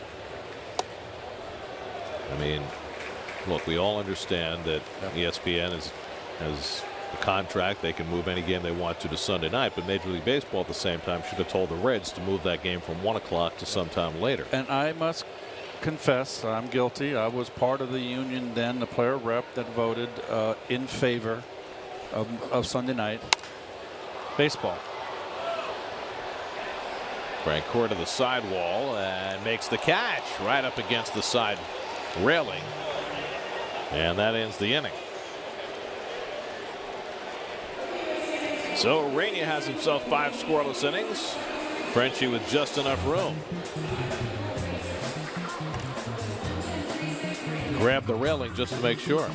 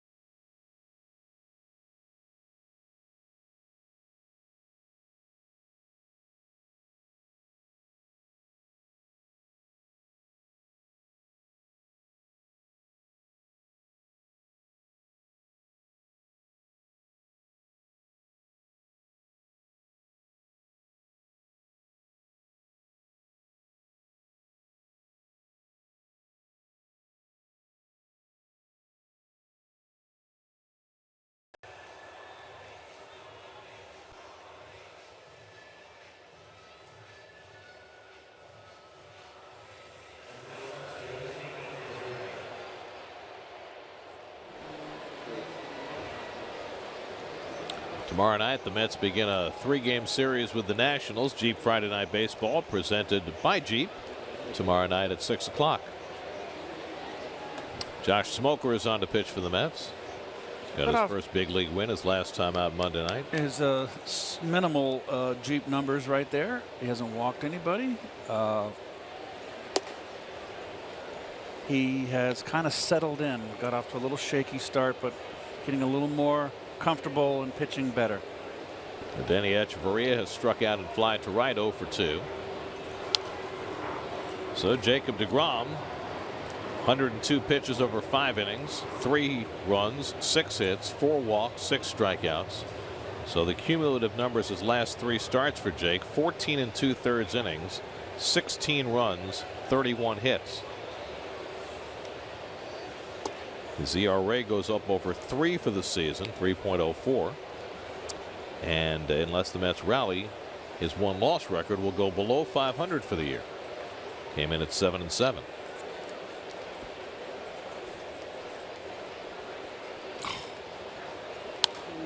Two and 2 to Echeverria, with the pitcher Urena waiting on deck.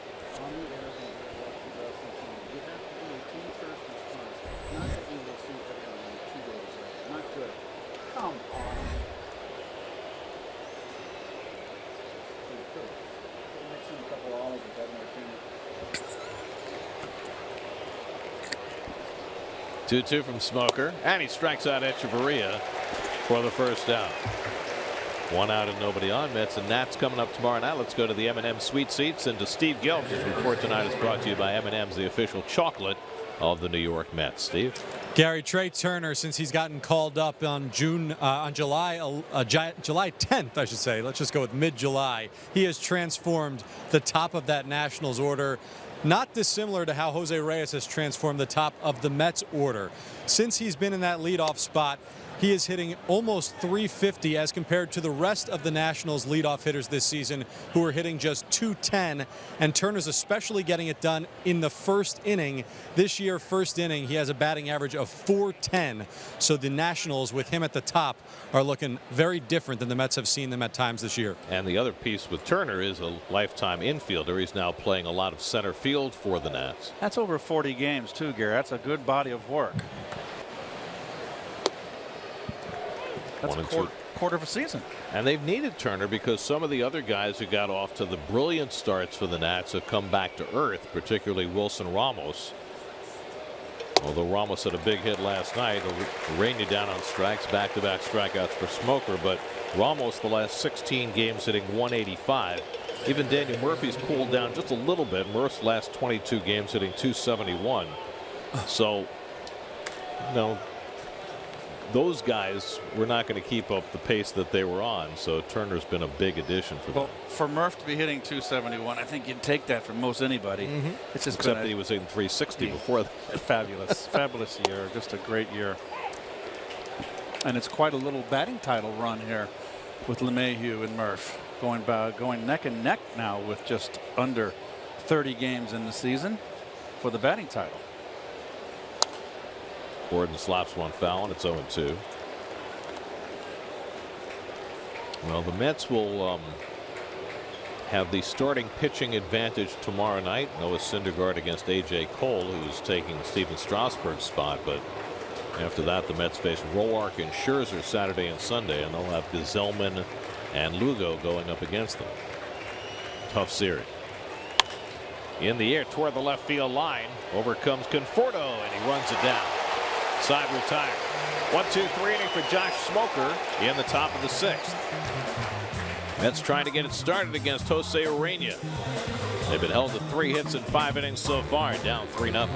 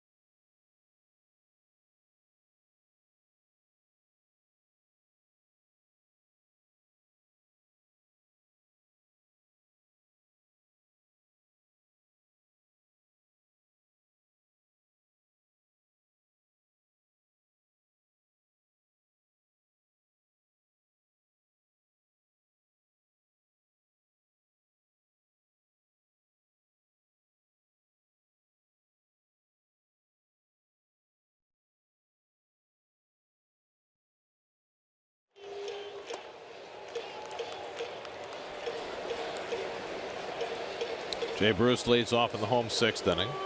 Bruce is grounded out and struck out 0 for 2. Facing Jose Urena, who's looked very good tonight. That's hit in the air to deep right center field. Headed back toward the wall. Yelich looking up, and it's out of here. Jay Bruce gets the Mets on the board. His 28th home run of the year, his 3rd as a Met. And it cuts the Marlins lead to 3-1.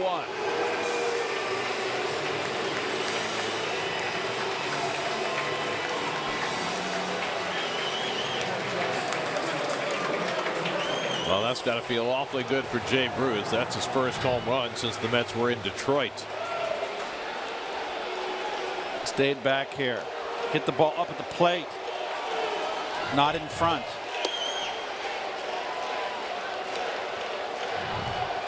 Well done. Look at him stand back. Ball in the outside. Not enough outside.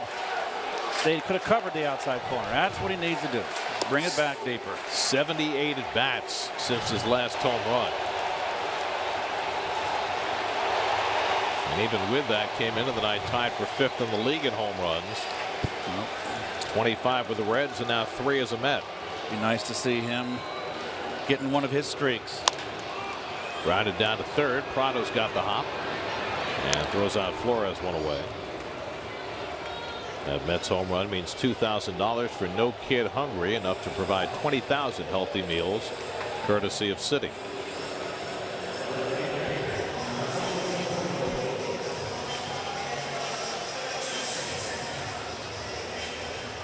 Here's Conforto, who's been on base twice. Double to left center, then was hit by a pitch in the 4th. Made a nice running grab going toward the line a few moments ago.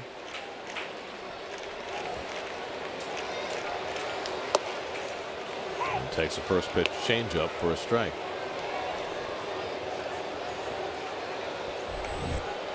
Brian Ellington, who was just called up today, September 1st call up, gets up in the Marlins bullpen. And Conforto hits another one to left center, slicing away from Yelich, but he gets there and he drops the ball. Oh my. Conforto heads for second and then thinks better of it. He had already broken it down, thinking that Yelich had caught it, but he didn't.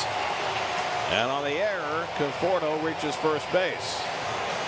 Wow, don't see that. The Gold Glover. He's got it. He took his eye off the ball. Yep, off the heel of his glove. Well, Yelich made a brilliant catch in the 2nd inning that saved at least 2 runs. And now just a lazy play. And he loses the fly ball. And he is not a nonchalant player, but that is always a big wake up. I'll never do that again. That'll never happen again. So the Mets are provided an opening. They get the tying run to the plate as a result. And Juan Nieves, the pitching coach, is going to come jogging out to the mound to make sure that Urena's okay. And that he's not too rattled after that drop by Yelich. Remember that the regular center fielder for the Marlins is Marcell Ozuna, who hurt his wrist making a diving catch last night. That's why Yelich, who only occasionally plays center field, is out there tonight. Interestingly, last night when Ozuna came out, they moved Ichiro to center field and kept Yelich in left, played Frank Corin right. Today they have it configured differently, with Frank Corin left and Ichiro in right. So of the first 3 at-bats back in the lineup, Conforto was hit by a pitch, and the other 2 at-bats, he's driven the ball to the left center field gap. So here is Loney, who's been intentionally walked and fly to center, trying to fight his way out of a slump. And takes low and away, ball 1. I thought this got a little on the end of the bat of Conforto, and I was correct. You want to be able to cover that outside corner.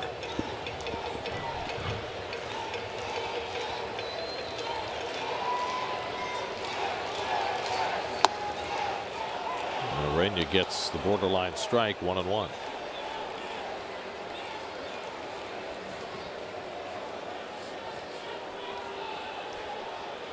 Travis d'Arnaud waiting on deck. Pitcher spot behind him. You saw Jerry Blevins is up in the Mets bullpen.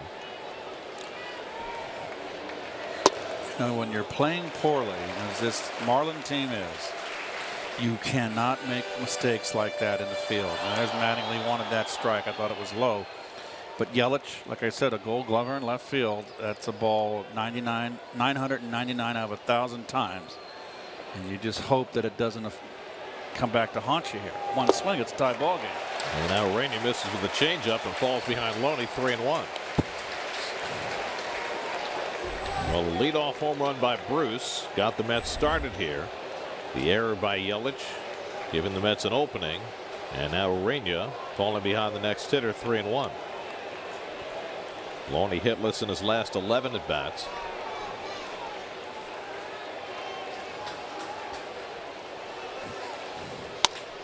Toward the middle, but there's Echeverria. The flip for one. Gordon the turn, and they get the double play. Side retired.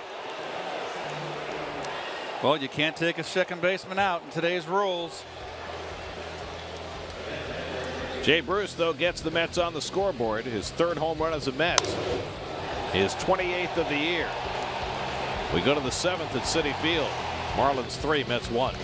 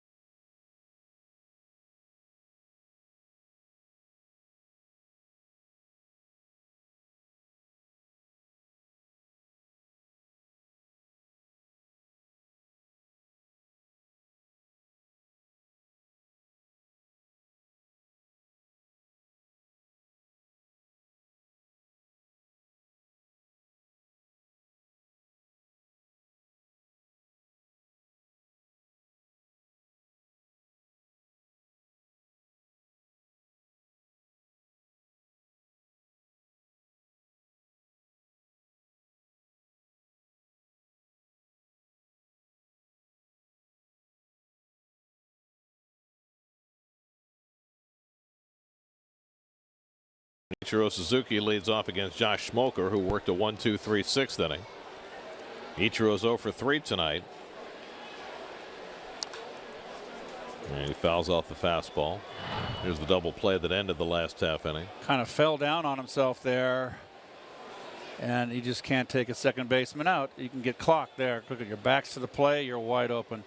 And you could have slid into him right there, Derek. He could have, because the rule still stands that if you can reach the bag, you can go after the fielder as long as you can maintain contact. That's right over Reyes. And in the left field, a base hit for Ichiro. But it's kind of like when they changed the collision rule at home plate. It just leaves the runners not sure what they can and what they can't do. Well, there's Ichiro, excuse me.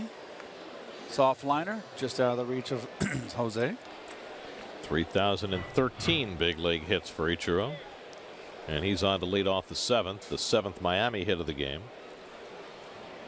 Now Prado, who's 0 for 2 in a walk tonight.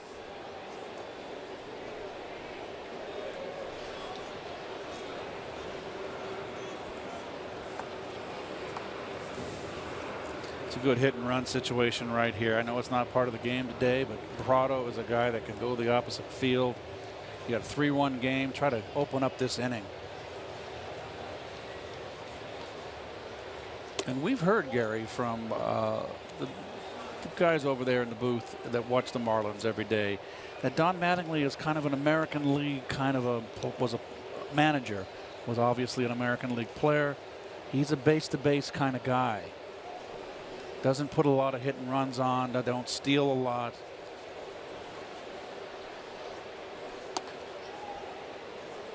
Well, maybe it would have been different for him if he'd had D. Gordon all year, the defending National League stolen base champ. Correct. And Ichiro can still steal a base. But I love the hit and run in this situation. Smoker behind on Prado 2-0. And there's 3-0. Misses badly. There are the city probables for the series coming up starting tomorrow night. Noah Syndergaard against A.J. Cole, just his 3rd start for the Nats. So they've got their big ace, Max Scherzer, 15-7 as you see his numbers. If there is a rubber match, he's on the hill. Dusty Baker had alluded yesterday to the fact that he might push Scherzer back to Monday and give him an extra day of rest. After all, the Nats have that big lead to work with, 9 games coming into the night. It depends how this series coming up unfolds. I think he would make that decision earlier, though, wouldn't you? I He's not going to wait till Saturday to make a decision. If he's 0-2 and loses the first 2 games, I don't think he's going to push him back. No, but I'm saying I would think he would make the decision to push him back by Friday, not wait until after the game Saturday. That's inside, ball 4, and Prado's on base for the 2nd time tonight. So the Marlins have the first 2 men on in the 7th against Smoker after he worked a 1-2-3 6th. And now will face Christian Yelich, who's been on base 3 times in a row. Fernando Salas has been up a couple of times in his first day in a Mets uniform.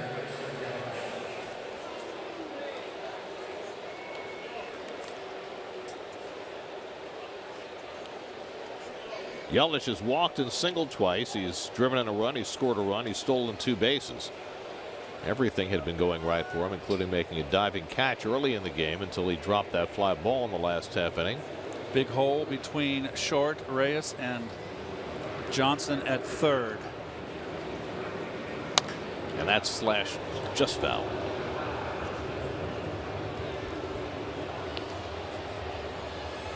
See, if you look at your defenders, Gare, in the infield, you got Reyes is holding on the runner, and I'm a pitcher. I am going to see that defensive. Oh, that is just foul. Wow, just foul. I'm going to pitch him inside. I'm not going to give him a pitch away with Yelich, who can go that way naturally. I am not going to give him that left side of the infield to plunk a little base hit. Now Reyes now is more up the middle. He's moved over. And they're letting Kelly Johnson hold on the runner, which is, I'm sorry, Flores at 2nd base, which is unusual for a left-hand hitter up there.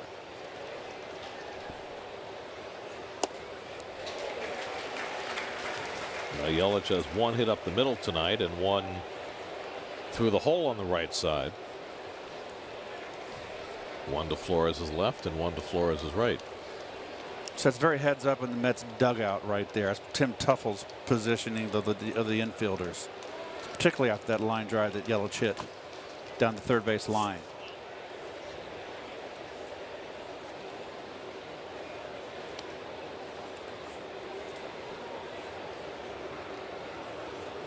Because, you know, Gary, this is a 1st and 2nd situation. This is not a situation that calls for you to pull the ball. You know, if it's a runner on 1st base and you want to set up a 1st and 3rd, fine. There's ducks on the ponds out there on the pond. You got to drive them in.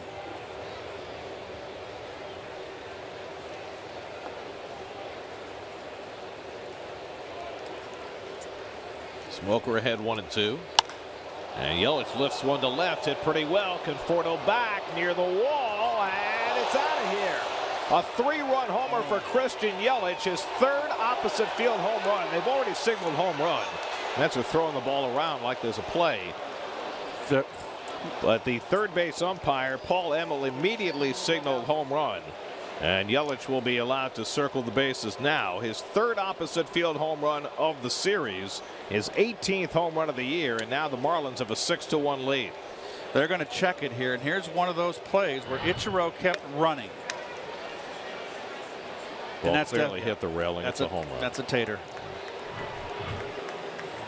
So a huge night for Yelich. 3 hits, 4 RBIs, and 3 opposite field home runs in the last 3 days.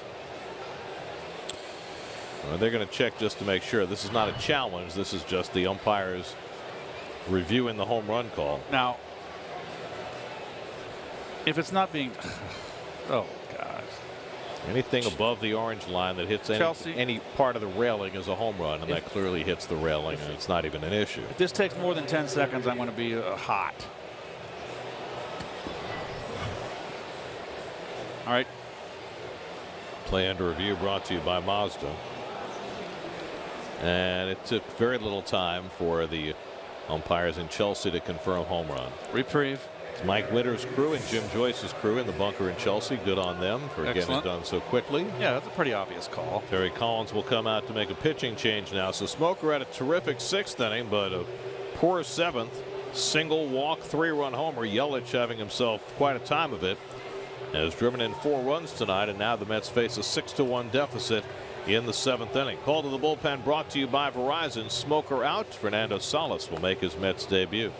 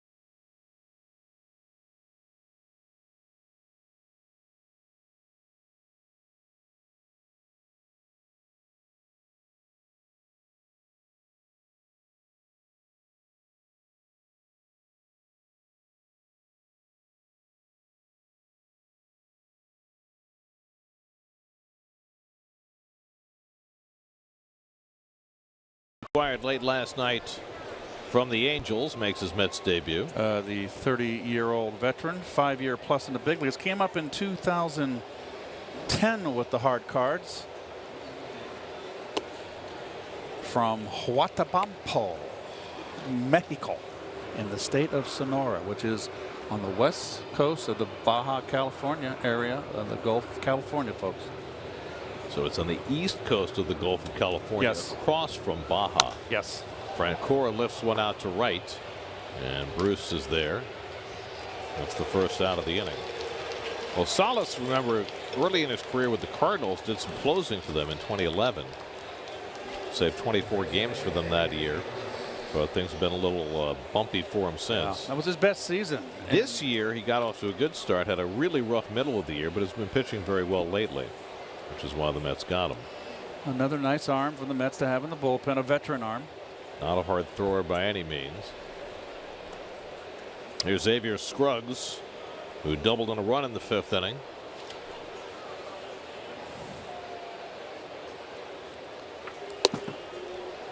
And Salas gets ahead of him.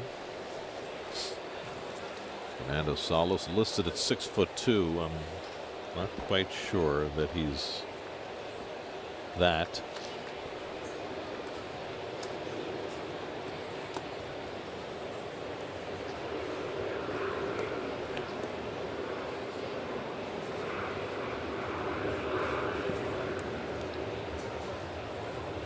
Salas spent the last 2.5 years with the Angels.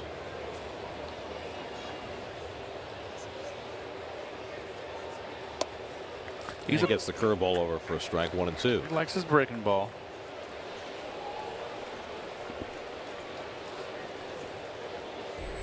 Jeff Mathis, the on-deck batter.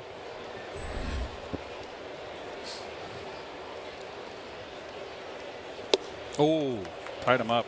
Scruggs goes down with an ugly cut for the second out. Here's your Verizon trivia question. We asked who was the first Mets pitcher to face the Marlins back in 1993. Do you have a guess? Oh. Did you know that? No. How do you fare? But I know it now. He threw a complete game 4-hitter. Doc. Shutout. Back when such things happen on a more regular basis. Jeff Mathis goes after the first pitch fastball. Mathis 1 for 2 and a walk tonight. The Marlins and the Colorado Rockies both started play the same year in 1993. And the Rockies, that's driven to left field. Back goes Conforto, and it's over his head. And Mathis, after a wide turn, will stop at first base as Conforto played that nicely off the wall and holds Mathis to a single. Wow. That's what you call a long single.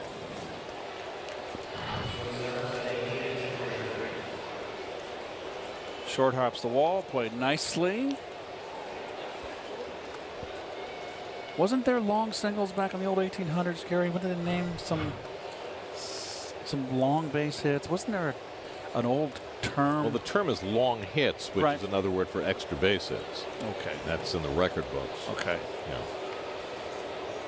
Here's Echeverria, who's 0 for 3 tonight. Anyway, the Marlins and Rockies both started in 93. The Rockies' first ever game in 93 was at Shea Stadium. And Dwight Gooden pitched that one too. And pitched a shutout in that game too. So the two expansion teams that year, both times they faced the Mets for the first time, Doc shut them out. They weren't the Bay Street Bombers? Blake Street. Yes, the Blake Street. Not yet. They weren't there yet. Who was the original manager of the first Marlin team? It was Rene Lachemann. And the Rockies was Don Bailey.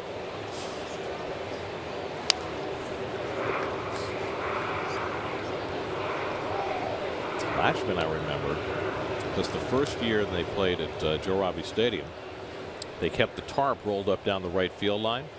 And we were there when they had a torrential rainstorm, and they had to roll the tarp out and right and then drag it across the infield. And they couldn't, it rained so hard so fast that so much water got on it and weighed it down, they couldn't drag it onto the infield. I remember that. 2-2 to Echeverria, and at one point they finally got it moving, but one of the grounds crew members fell and they pulled the tarp over him and they didn't realize it, and there was a guy trapped underneath the tarp, and Latch was sitting in the third base dugout watching this all play out and came out and alerted the grounds crew. Otherwise that guy could have been in real trouble. Well, you remember what happened in the World Series? Was it '85 with the Kansas City Royals? With the automatic tarp? The automatic tarp in Busch Stadium. Up the first base line, Vince Coleman got run over. And he missed the series. Yes, he did.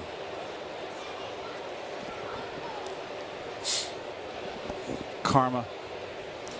Is that an 85 or 87? Not sure. I thought 87 was the Twins. I could be wrong. I thought 85 was Kansas City. Yeah, it was. No, you're right. Flores catches the pop-up from Echeverria. That ends the inning. So a successful debut for Salas, but not for Smoker.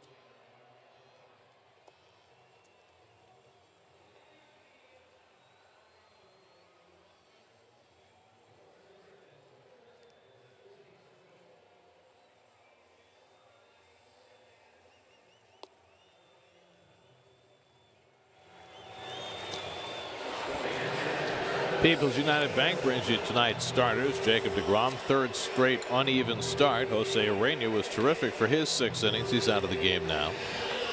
Well, our regular stats guy Dave Freed has flown the coop tonight.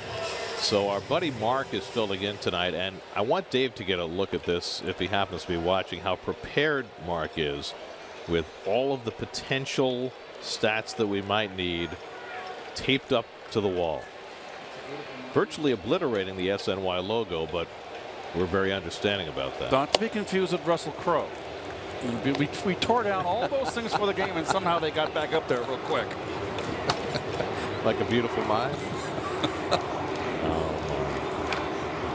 He's ready. It's all about the preparation. Brian Ellington in to pitch the 7th inning. Travis d'Arnaud flies one down the left field side, and that'll go out of play. Miguel Rojas now playing first base. He'll bat 9th. Ellington will hit in the 6th hole as Scruggs comes out of the game. Ellington just back today with the September call-ups. Not to be confused with the late great Duke Ellington. Hardly. No, he's the West Florida Ellington, University of West Florida.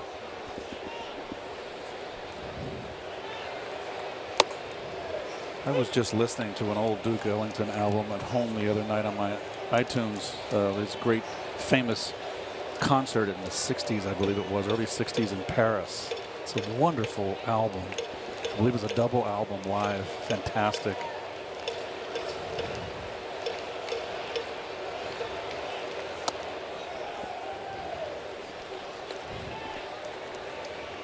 How come we never wrote about the 7 train? Yes.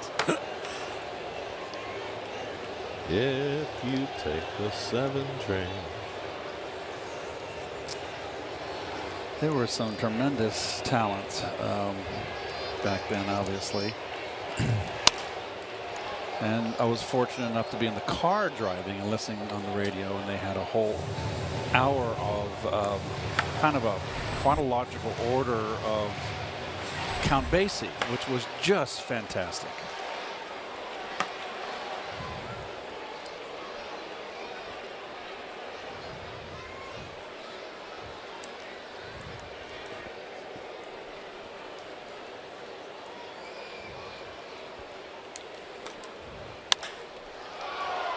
Skies one to right center. And it squeezes this one to make sure. Big smile. Yes. 1 out. Let's take a look at the road ahead presented by GMC. The Nats are here for 3 games starting tomorrow night. SNY tomorrow night. Picks Saturday night. ESPN Sunday night. Try and keep track. Then the Mets are in Cincinnati for 3, including a Labor Day game. Then 3 in Atlanta after an off day. And then they go to Washington for 3 more with the Nats. So you got to make hay. Well, you got the Nats in first. You can't get ahead of the game, folks. We're just giving you a little sneak peek. But more importantly is the series this weekend first. And you got a Cincinnati team, and you're going to have to go in there and try to make hay. Here's De Aza pinch hitting. Well, keep this in mind. Before the Mets get to Cincinnati, the Cardinals have a series in Cincinnati starting tomorrow night. So while the Mets are playing the Nats, the Cardinals, the team they're chasing, will be trying to fatten up on the Reds before the Mets get there. And when it's all over and done, everybody plays each other the same, except that's lousy interleague play. Well, yes and no. That's true. You're I mean, right. you're fighting with teams from other divisions. The Mets are playing the teams in the East more. You're right. Sorry, Gary. The Central more. Gary, I stand corrected. No. Don't worry, I can stand it. A little criticism. It was my mistake. I would be loath to criticize you. Just trying to advance the conversation. You know, it's like you were saying before about stating the obvious. Sometimes you have to do that first before you can move on. Esoteric from that point on. You were paying attention. See? I'm hanging on every word. We all learn something every day.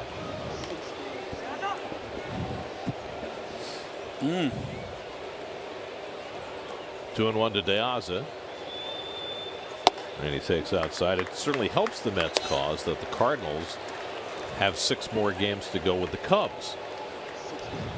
and 6 with the Pirates, while the Mets will be playing a lot weaker schedule. Once they get done with these 6 games with the Nationals, you've got the Reds, you've got 2 series with the Braves, you've got 2 series with the Phillies, another series with the Marlins. The Twins come in that final homestand. The Mets have the easiest schedule among the wild card contenders in the National League, but that, of course, guarantees nothing. That's why they play the games, as they say, Gare. While the Cardinals will be in Cincinnati this weekend, the Pirates will be hosting the Brewers. And the other thing to keep in mind this weekend is this, as De Aza ropes one foul, is that the Giants are starting a 4-game series tonight in Chicago. Now remember, the Giants start the day 2 games in front of the Cardinals, sitting in that first wild card spot, but obviously they have 4 very tough games, starting with this one tonight. They're up 4-3 in the 5th. So they could come back to the rest of the pack. This thing is very much up in the air. The Mets have made this push here and put themselves right back into the playoff picture. They're a big part of it. And what I wanted to say earlier was, and there was a 2 outs, was that when you are making a push and there are several teams, 2 or 3 teams in front of you, first you got to get over 500. That's the first step. Mets have done that. Second step is to get the next team up the rung of the ladder behind you. They've done that, and they've done it twice now. Now the Mets are sitting with just the Cardinals in front of them. That's where you want to be and make your push, and the Cardinals next on the list. De Aza flies one out to Yelich. Crowd getting giddy with anticipation with every fly ball out to Christian, but I don't think he's going to drop another one. Not going to happen.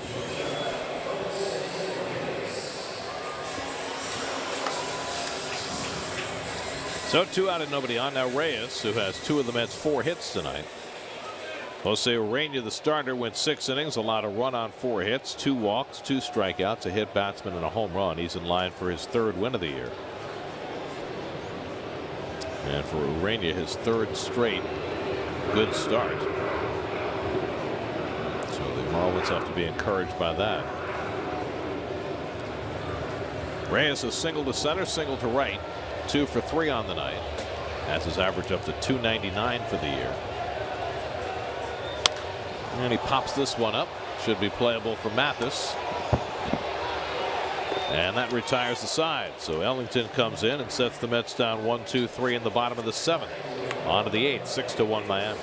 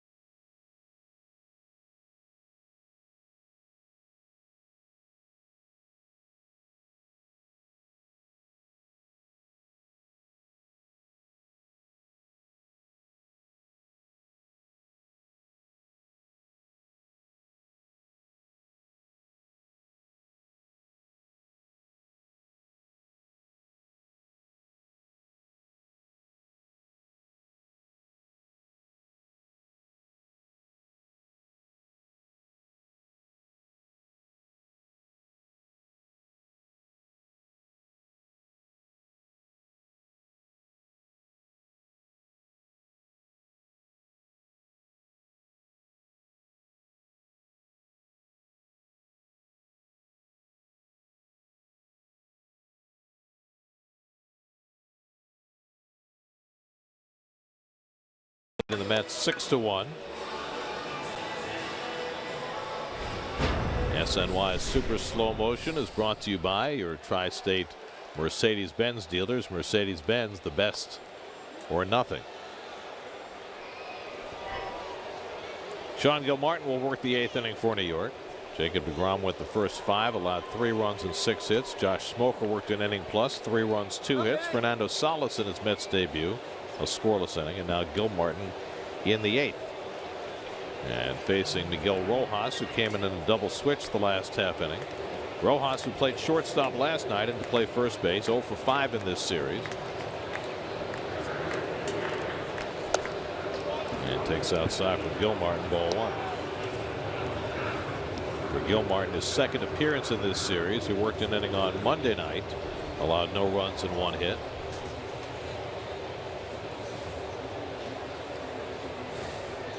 D. Gordon on deck, and then Ichiro Suzuki in the 8th. And the curveball in for a strike. 1-1 to Rojas.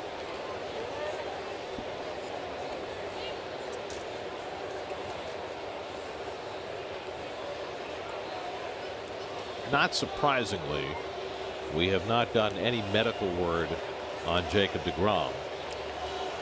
We showed him going down the tunnel after he came out of his stint and motioning for the trainer, and Ray Ramirez following him down the tunnel. Whether there was anything to that, whether there's anything wrong with him, we have no idea. And we don't expect to hear anything about that until perhaps after the game.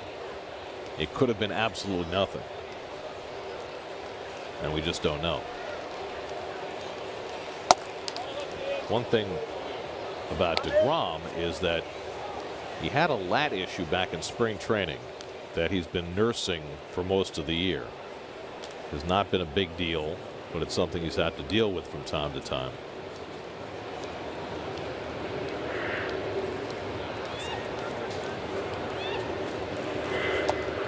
Taken low on a full count to Rojas.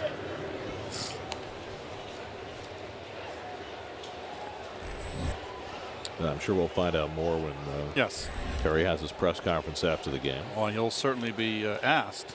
It took a while for the press over there to get wise to it, but they finally got onto it. Well, they watch. Yeah, well, they tweet. Rojas off the end of the bat to shallow right. Flores out to call, and that's the first out.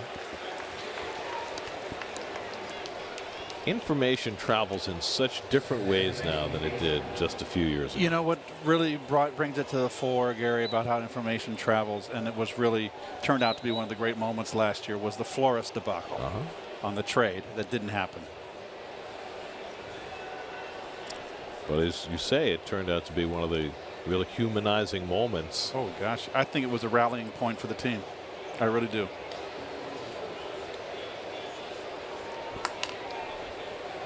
D. Gordon's had a rough series. He's 0 for 4 tonight, 2 for 18 in the 4 games.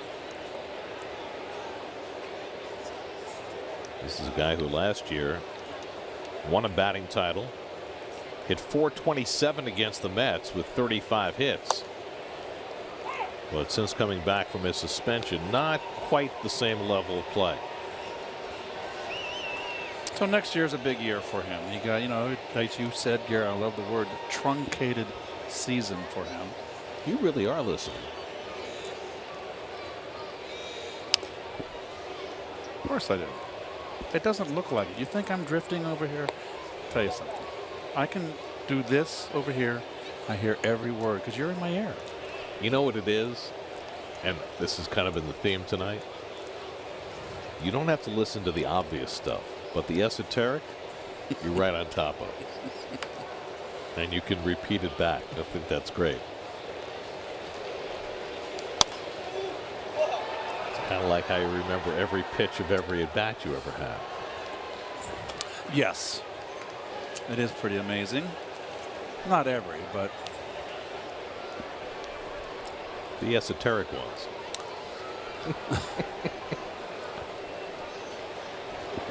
It's funny, in my book that we were working on, I worked on my book today with my author on the phone, and we talked about a minor league game in '74, the year I led the league in hitting. I hit .351 in AAA, and the Cardinals came to Tulsa to play us a night game. big for us. I'm 19 years old, or 20. And first time I played against a big league team, I'd been to big league camp, and I had a big day. And I hit a home run off of Mike Thompson, who was their sixth starter. And dead center field, had a big game. And all the articles that were written in St. Louis, because you can get everything on the internet. It's amazing. And I remember that game. I'd only remember the home run, because how are you going to forget that? I don't remember the sequence of pitch. I remember the pitch from Mike was a fastball away. Didn't get it away enough, got it up, and I hit it over the center field fence. But to do that against the Cardinals, the major league team, was really quite a thrill. And it opened up eyes in that dugout, too. So when they wrote the stories the next day, what did they say about you? Well, it was quotes from the coaches. George Kissel, Harry Hat Walker was there, Bing Devine, and it was, they're there to tout. That's their AAA team, so it's a PR thing. These right. We were in first place. We'd wind up winning the league. Going away, I would lead the league in hitting. We had Hector Cruz, Mark Hill, Bob Forsch. We had a lot of John Denny, all ex-major leaguers of the future. And so it was very much publicized because they were really proud of their AAA team, and it looks good in the organization that here we are this is the new crew coming in. So it's the St. Louis, trying to sell the St. Louis fans on the future. Yes. Gordon retired on a ground ball, and now Ichiro Suzuki takes a strike. And you were the future. Yes, and I had a big game, boy. Oh, it was fun. I remember it.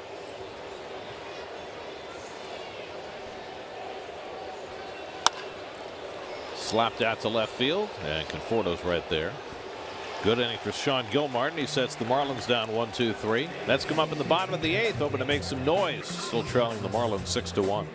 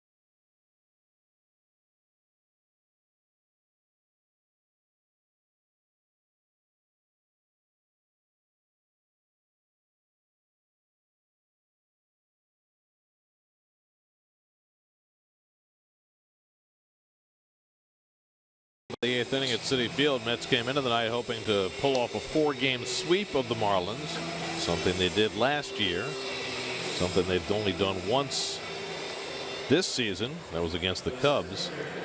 Mets box score presented by Sleepy's, and the Mets offense been a little sleepy tonight, other than a home run by Jay Bruce, a couple of hits for Jose Reyes. Mets have managed just 4 hits over the first 7 innings. Hard to sweep a 4-game set. Nick Whitgren, who gave up the walk-off home run to Yoenis Cespedes Monday night, will come into pitch the bottom of the 8th.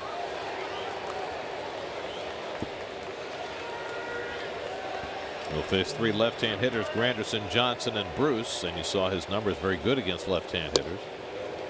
And Granderson takes a fastball for a strike.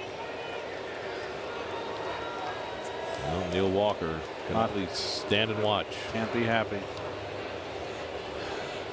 He held court with the writers before the game tonight to talk about his impending surgery. Microdiscectomy. Which means, in layman's terms? Means they're going to remove the herniated disc. 3-month recovery time. He felt as though he was told that he could go out and play, but he felt, and the doctors felt, as though he could make the injury a lot worse if he continued to play. Is he going to get the disc removed? And Is that what you said?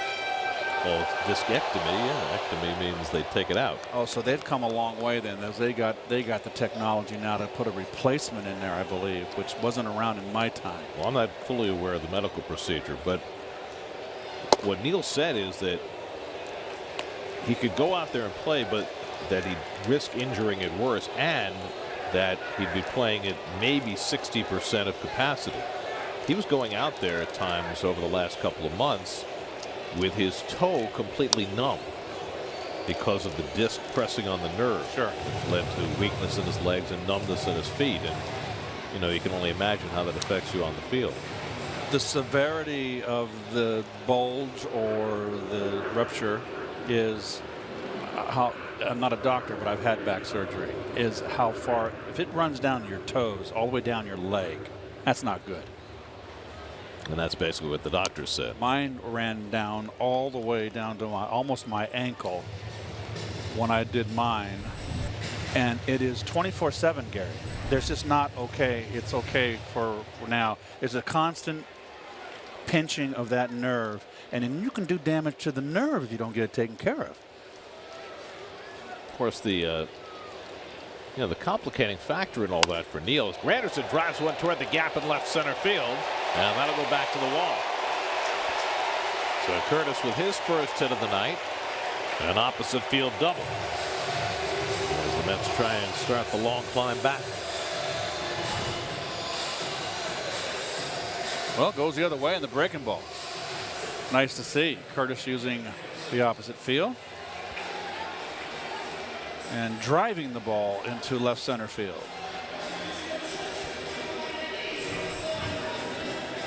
So the Mets have their fifth hit of the night. And now Kelly Johnson has gone 0 for 3. I was going to say the complicating factor for Neil in all these considerations is he is tortured, I'm sure, by the fact that he so much wants to help this team win.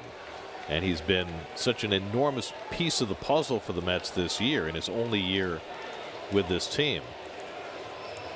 But that's balanced against the fact he's going to be a free agent at the end of this season. And he needs to be a healthy player in order to be a desirable free agent. People are going to take a look and take pause that he's had back surgery. But certainly if he played and made it worse, that would compromise his value even more. So it's a hard decision and I'm sure difficult emotionally for him to thread that needle. We have a guy in that Marlin dugout who had a great career curtailed and shortened due to back problems. And of course, I'm talking about Don Mattingly. Don was one of the most prolific offensive first basemen and players in baseball, and the back was cruel to him.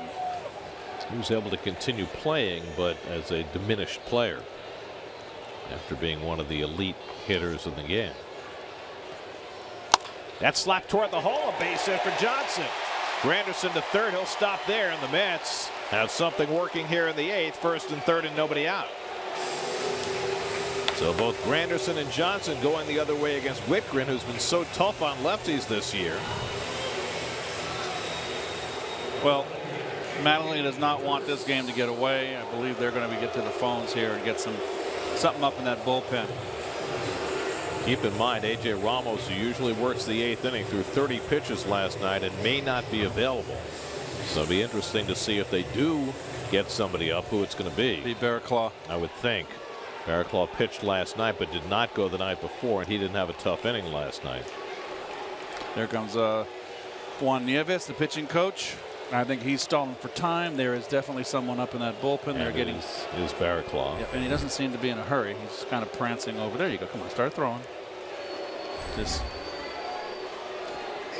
Drive around the majors presented by Chevy. Not a lot going on in the majors tonight, but the start of that 4-game series at Wrigley. The Giants up 4-3 on the Cubs as they play in the bottom of the 6th. Hunter Pence hit a 2-run homer in the first off Mike Montgomery, who started that game for Chicago. Jeff Samardzija, another so-so start for the Giants. It's been up and down. okay. Let's see how it shakes. Well, Jay Bruce accounted for the only Met run tonight with a home run in the 6th. Logan Verrett standing around in the Mets bullpen. Bruce's home run was his 28th of the year, his 3rd as a Met. Mets 5 runs behind, but 1st and 3rd and nobody out in the last of the 8th. And Bruce takes out of the strike zone for ball 1.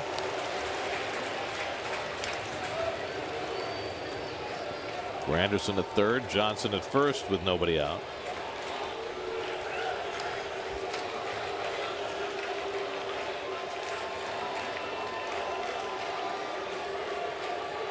And Bruce takes a strike. 1-1. Wilmer Flores waits on deck.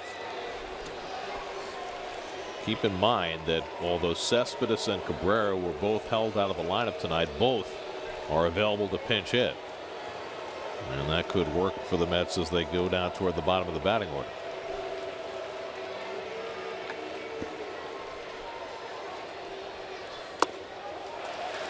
Two and one to Bruce.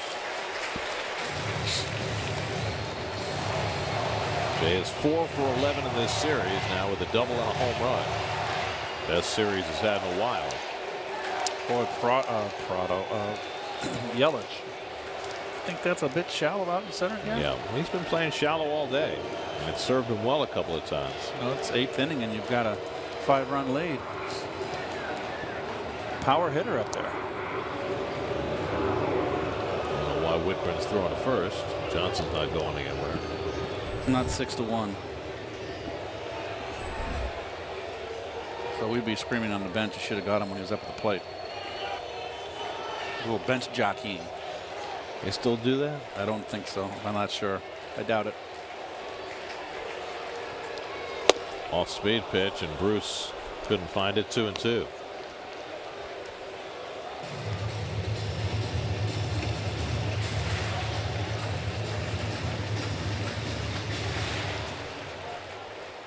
Jay's 27th game as a Met. 96 at bats, and just starting to find his way.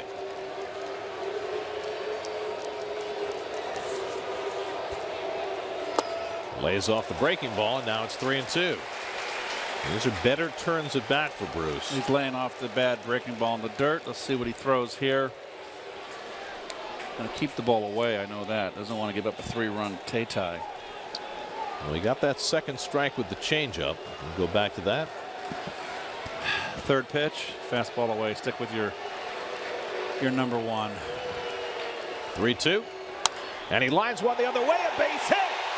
Granderson in to score. 3 straight hits for the Mets to start the 8th. Bruce with his 2nd RBI of the night. It's now 6-2. 3 straight opposite field hits by the 3 left-hand hitters. Well, that might be something to get Bruce rolling. It was a pitcher's pitch, outside corner, knee high, and he didn't try to pull it. That might get him going. Well, that's going to be all for Whitgren. Whitgren came in with the lefties hitting just 190 against him, and the 3 left-hand hitters, Granderson, Johnson, and Bruce, all took him the other way for base hits. He'll exit, and Barraclough will come in to face Wilmer Flores. Mets now down 6-2 in the 8th. We'll be right back to Citi Field.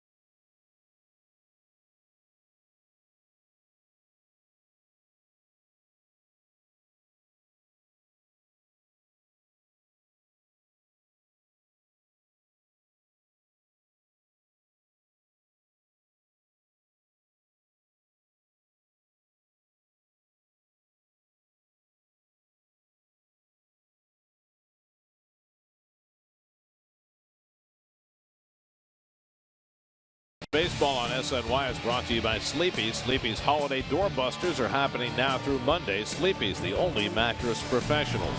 By GMC, we are professional grade. And by Nationwide, speak with Steve Dukoff at Bayside or Joseph Demanda in Wantagh today. No National League pitcher has a higher strikeouts per 9 inning number than Kyle Barraclough. Well, this is his 3rd appearance in this series, and he has been terrific. He has had a terrific year. We loved his stuff last year when we saw him for the first time. Hard thrower, big, strong horse. 3 straight hits to start this last of the 8th inning. A run is in. Johnson at second, Bruce at first, nobody out. Wilmer Flores 0 for 3 tonight. Going in. And the pitch is away, and Wilmer foul tips it for strike 1. See, they can't put it where they always want it, Gare. Thank goodness. Cespedes, batting gloves on, ready for the call. Michael Conforto is on deck. Let's need one more base runner to get the tying run to the plate in this 8th inning. And Flores takes a fastball strike, and it's 0-2. How funny is that? He set up inside first pitch, threw it on the outside for a ball. Wilmer swung it and missed. Set up outside, and he threw his inside corner strike. 0-2. Barraclough averaging 14.4 strikeouts per 9 innings. He's good. 100 strikeouts, leading all National League relievers. He's ahead on Flores 0-2. And Wilmer lays off the slider.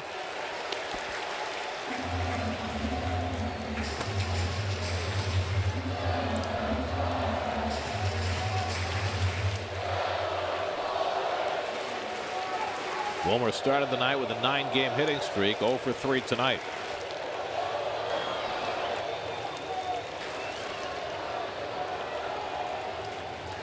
One-two. He fouls away the fastball.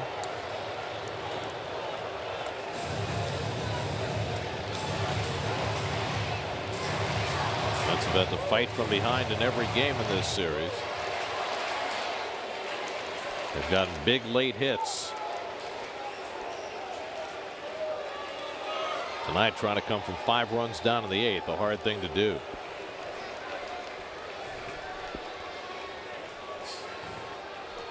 One-two. Good eye. And again, he stops the swing on the slider. 2-2.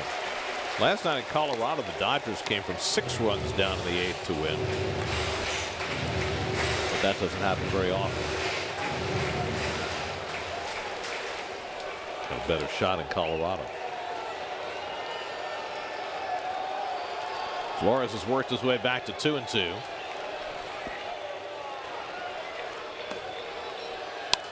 And Wilmer gets jammed but fights it off.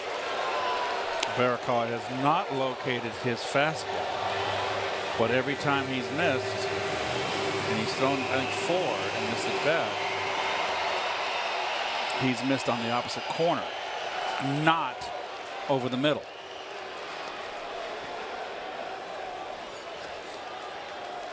Seventh pitch of the at bat coming to Flores. And Wilmer takes it up and in. Full count. You know what surprises me, Keith? We have not seen Fernando Rodney in this series. I would have thought that Mattingly would get Rodney at least up here in the 8th inning. 5-run lead, Gare. Oh, I see what you're saying. Just get him up. I mean now. Because this could go in a hurry. 3-2. And the breaking ball inside, ball 4.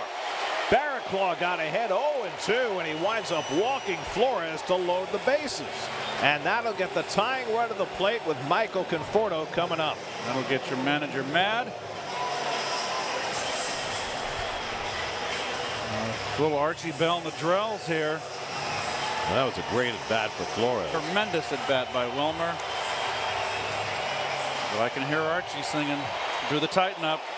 So here is Conforto, first game back from the minor leagues. Had a double his first time up. Got hit by a pitch in the leg in the 4th, and then hit a fly ball that Yelich dropped in the 6th. And the table is set for him. Bases loaded, nobody out. Conforto the tying run at the plate. Outfielders deep, straight up. And Michael takes the backdoor breaking ball for a strike. They weren't going to give the kid a first pitch fastball. And there's your outfield defense. Fairly straight up, but deep. Yelich no longer playing in. And there is Yoenis Cespedes out on deck to bat for James Loney.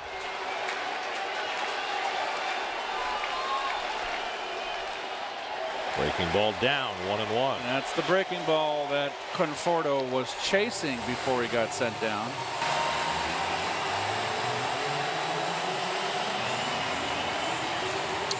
Well, this is getting a little dicey. Nice. 3 straight hits by Granderson, Johnson, and Bruce. A walk to Flores. 1-1 to Conforto.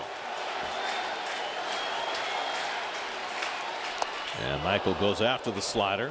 So 3 straight breaking balls from Barraclough, and it's 1-2. Good slider there. May not have been a strike, tough one to lay off, but a good pitcher's pitch.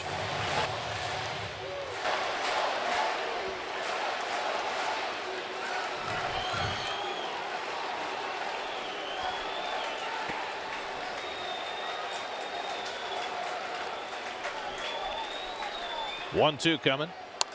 Good at bat right there. Good fight off that backdoor breaking ball, protecting the plate. And his four straight sliders thrown by Barraclough. Well, if he hangs one, he may be rubbing up a new one. Cespedes waiting to pinch hit.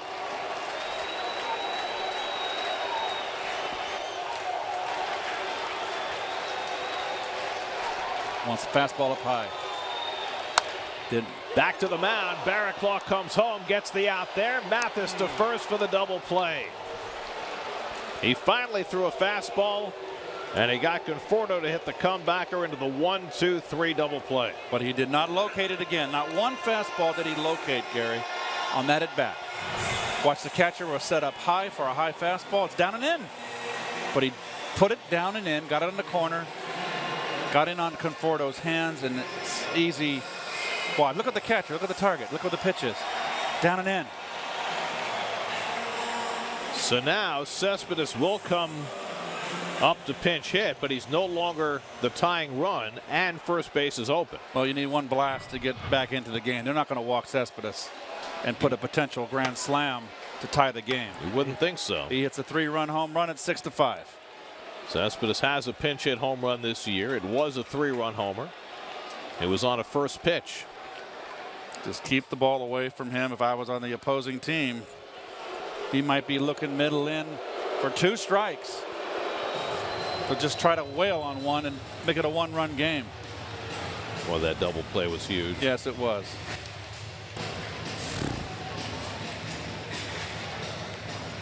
Bruce now at third, Flores at second with 2 out.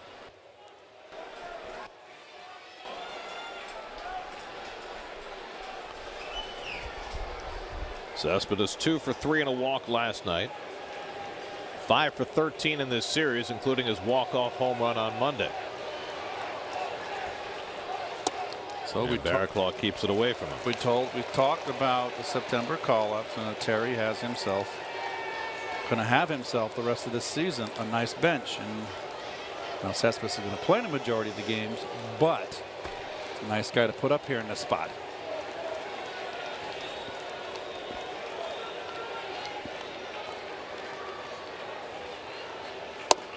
And Barraclough picks off the outside corner, 1-1. Yes, he did. As he better. So after throwing all those breaking balls to Conforto, a couple of fastballs to Cespedes, is 1-1.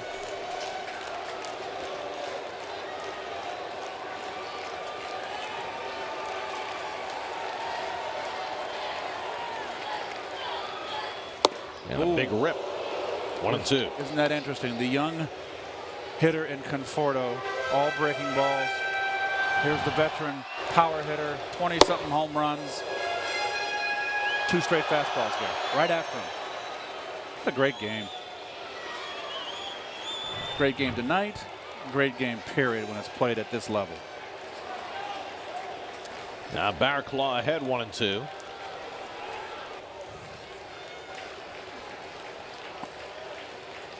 And Cespedes goes down swinging on the fastball to end the inning. The Mets had a run in, bases loaded, and nobody out, and Barraclough slams the door.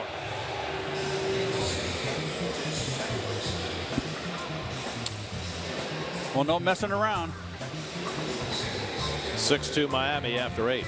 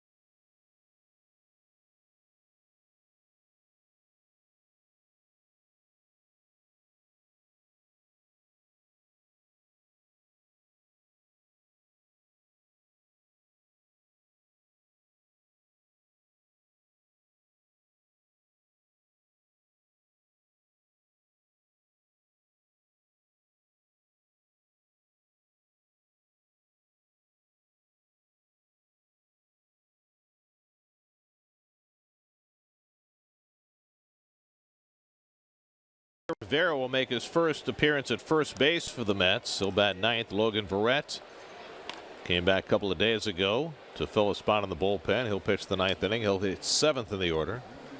Well, Verrett, you could see the numbers. He kind of, as a starter, they're your Jeep numbers, of course.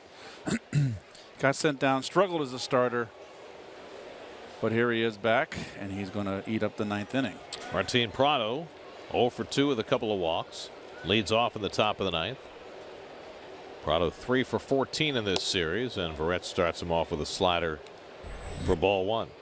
Christian Yelich, who's had the big night for the Marlins, is on deck, and then Jeff Francoeur.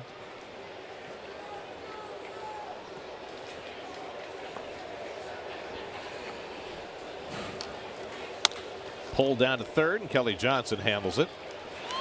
Prado retired one away. By the way, for Rene Rivera, it's his 11th career appearance at first base, but his first as a Met. Well, here's Christian Yelich, 3 home runs in this series, all the other way. There's his first. Segunda, same spot, a little more left. And tonight. And this was the big changer in the ball game right here.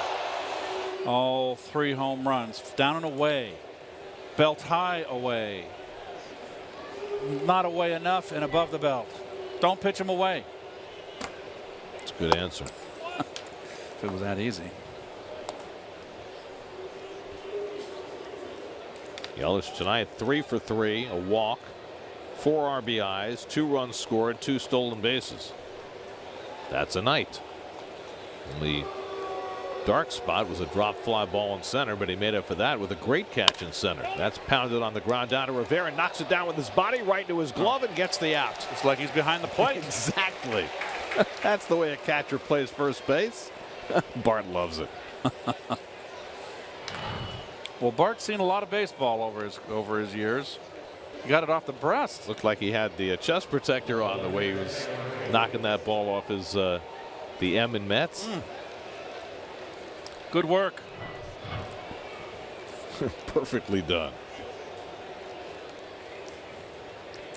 Francoeur got a big double in this ball game. Drove in a run in that 5th inning. That made it 2-0 at the time against Jacob deGrom. Marlins would go up 3-0, and then after Bruce homered in the 6th, Yelich hit the 3-run homer in the 7th that opened the game up. Francoeur 1 for 4 on the night.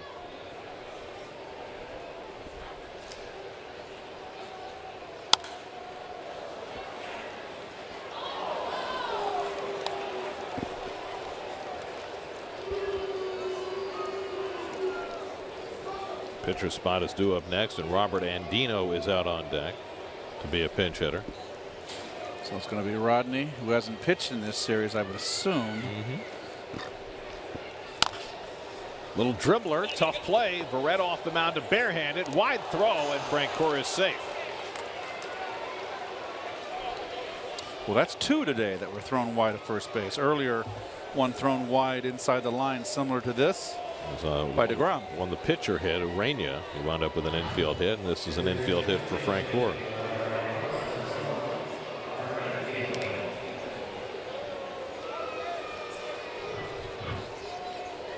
So now Robert Andino will be the pinch hitter. He's had 1 at bat in this series, grounded out last night.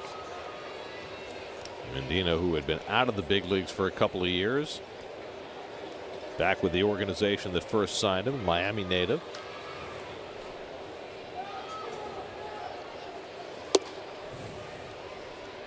In the bottom of the 9th, the Mets will have 8, 9, and 1 on the order. d'Arnaud, Rivera, and Reyes due up.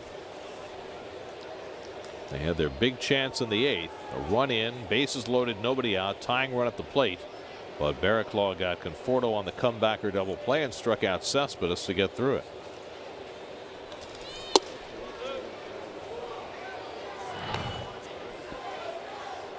Well, he kind of threw a palm ball here, didn't he? Thus, the bad throw. More like a changeup grip than a fastball.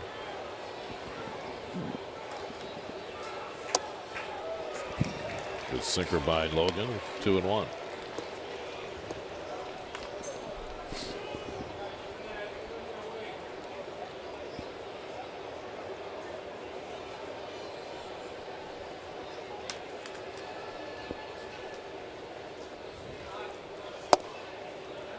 And that misses to Andino, 3-1.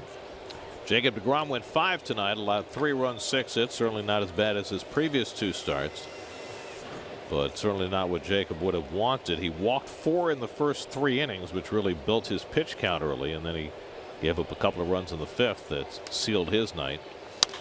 Andino pops it up, and Flores retreats to call. That retires the side. Last looks for the Mets as they come up in the bottom of the 9th, down 6-2.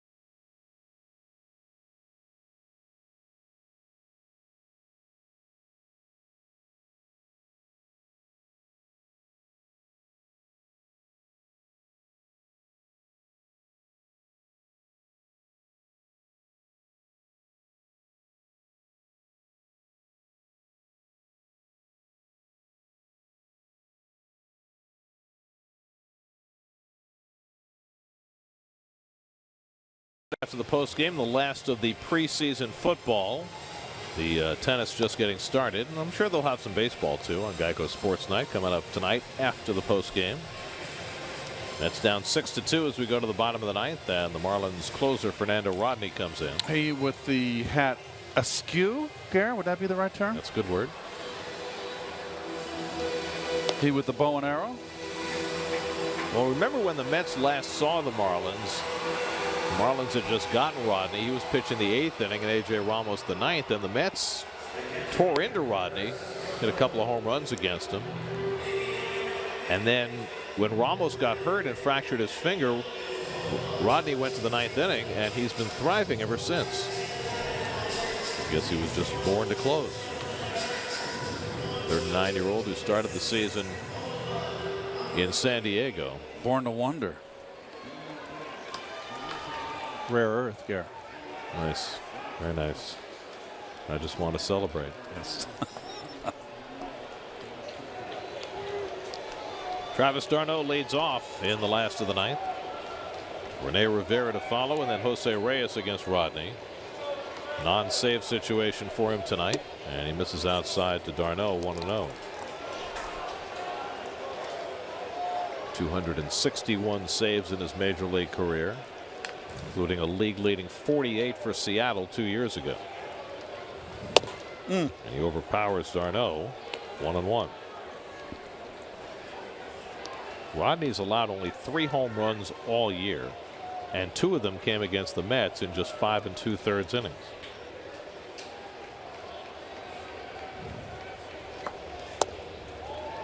Didn't get the call on that fastball. 2-1.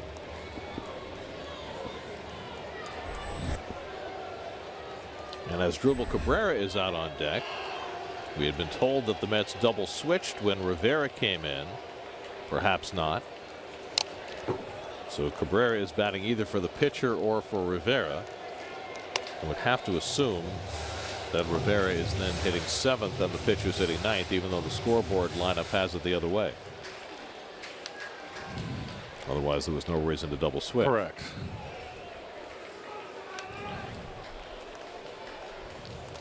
That goes to the backstop, 3-2.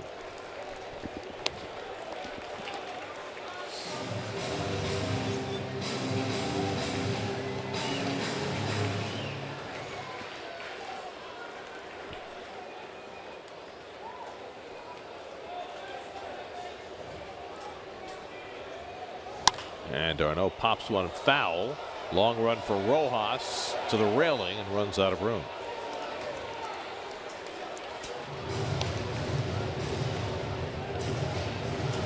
d'Arnaud is 0 for 2 with a walk tonight.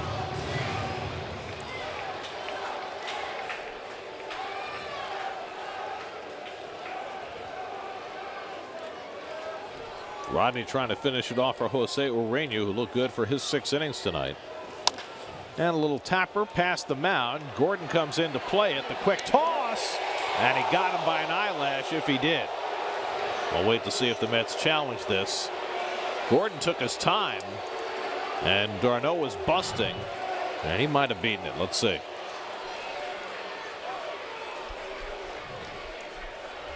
That's close as close can get. Well, the Mets are challenging. And they're going to win the challenge. Yes, they are. So good hustle by d'Arnaud. He was busting right out of the box as Gordon really took his time, figuring that he had longer than he actually did. And that enabled d'Arnaud to beat it. And the Mets are going to win this challenge.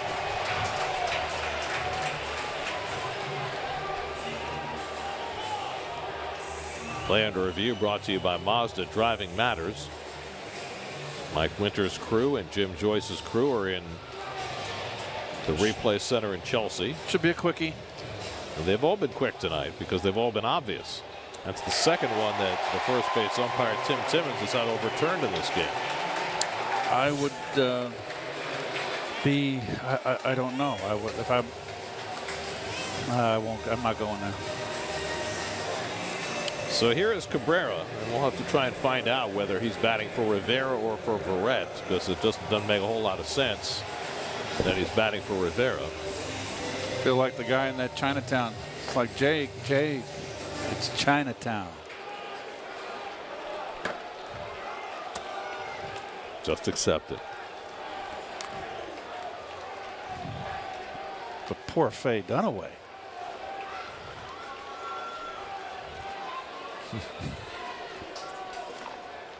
My daughter, my sister. Was John Huston a skunk in that movie? Yes, he was. Woo. Cabrera getting the night off tonight just to rest that achy knee. He was 0 for 4 in last night's game, 2 for 9 in this series. And he hooks one down the right field line, headed toward the corner. That ball is out of here. Oh. Asdrubal Cabrera with a pinch hit 2-run homer. And now it's a 6-4 Marlins lead with nobody out in the ninth. How about Cabrera?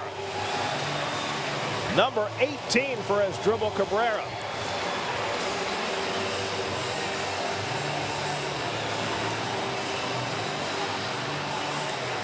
And for the Mets, their 10th pinch hit home run of the season.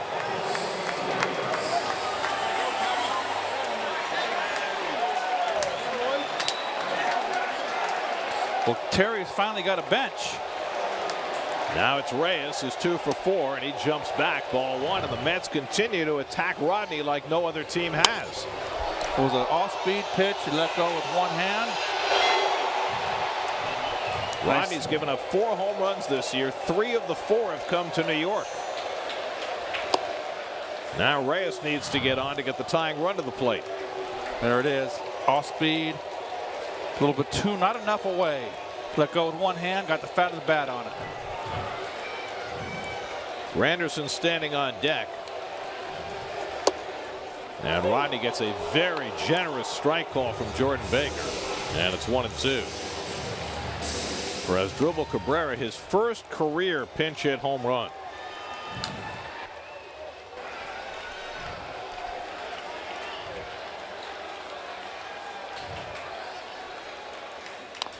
Reyes gets a piece of the fastball to foul it off.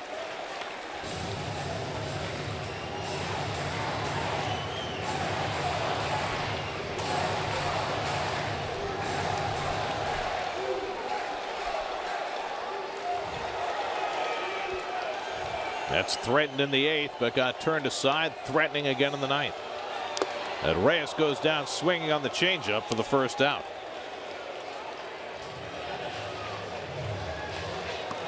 Man's had a great changeup for a long time. Made a living on it. See the sink, not a strike. Reyes chased. And Mathis able to hold the foul tip before it hit the dirt. So that's the first out of the inning. Now Granderson, who got the Mets started in the 8th with an opposite field double, 1 for 4 on the night. Mets were down 6-1 when they came to bat in the bottom of the 8th. Got a run, had the bases loaded, nobody out, couldn't score further. Now a 2-run pinch hit home run by Cabrera has gotten them closer, but still more work to do.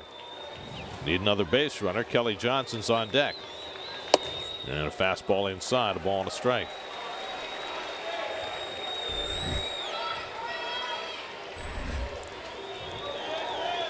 Jay Bruce behind Johnson.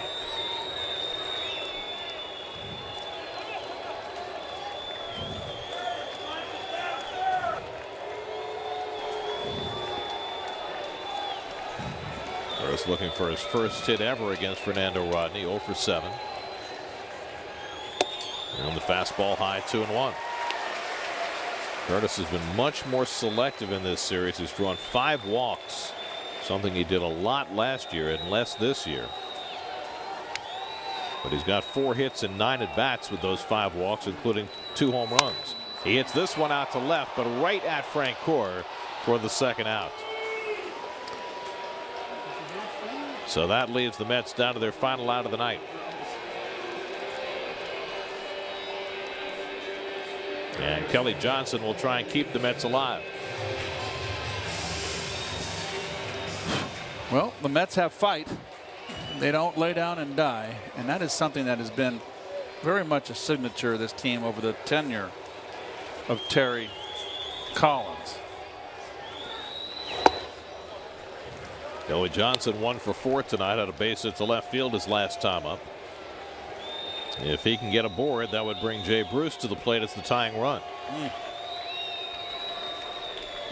We can hope. Met fans, you can hope. And now Rodney behind on Johnson, 2-0. Boy, every time we've seen Rodney in these non-save situations this year, he has struggled.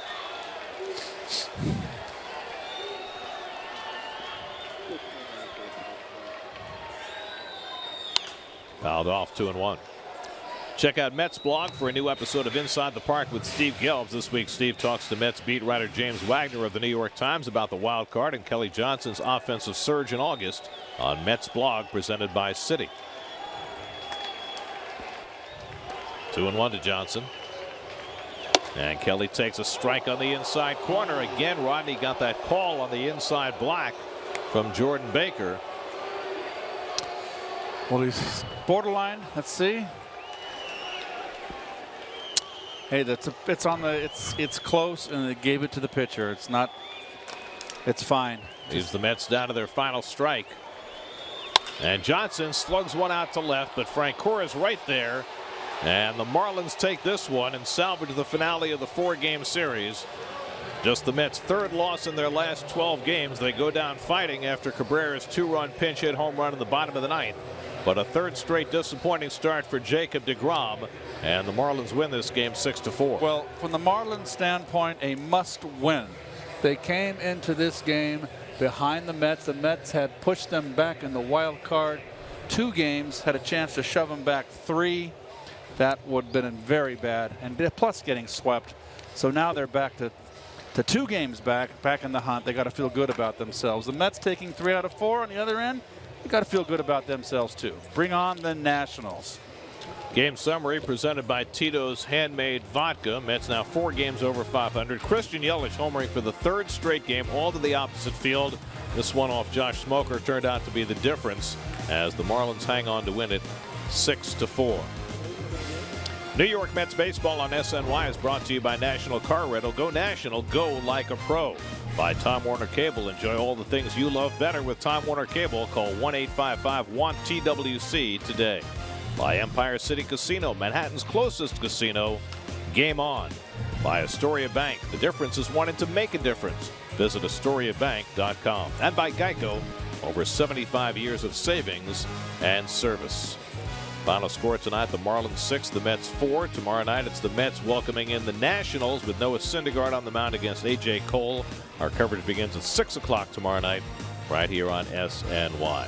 Now for Keith Hernandez, Steve Gelbs, and our entire SNY crew, I'm Gary Cohen at Citi Field. Time for WB Mason post-game live. Let's join Gary Apple and Nelson Figueroa in the studio. Guys?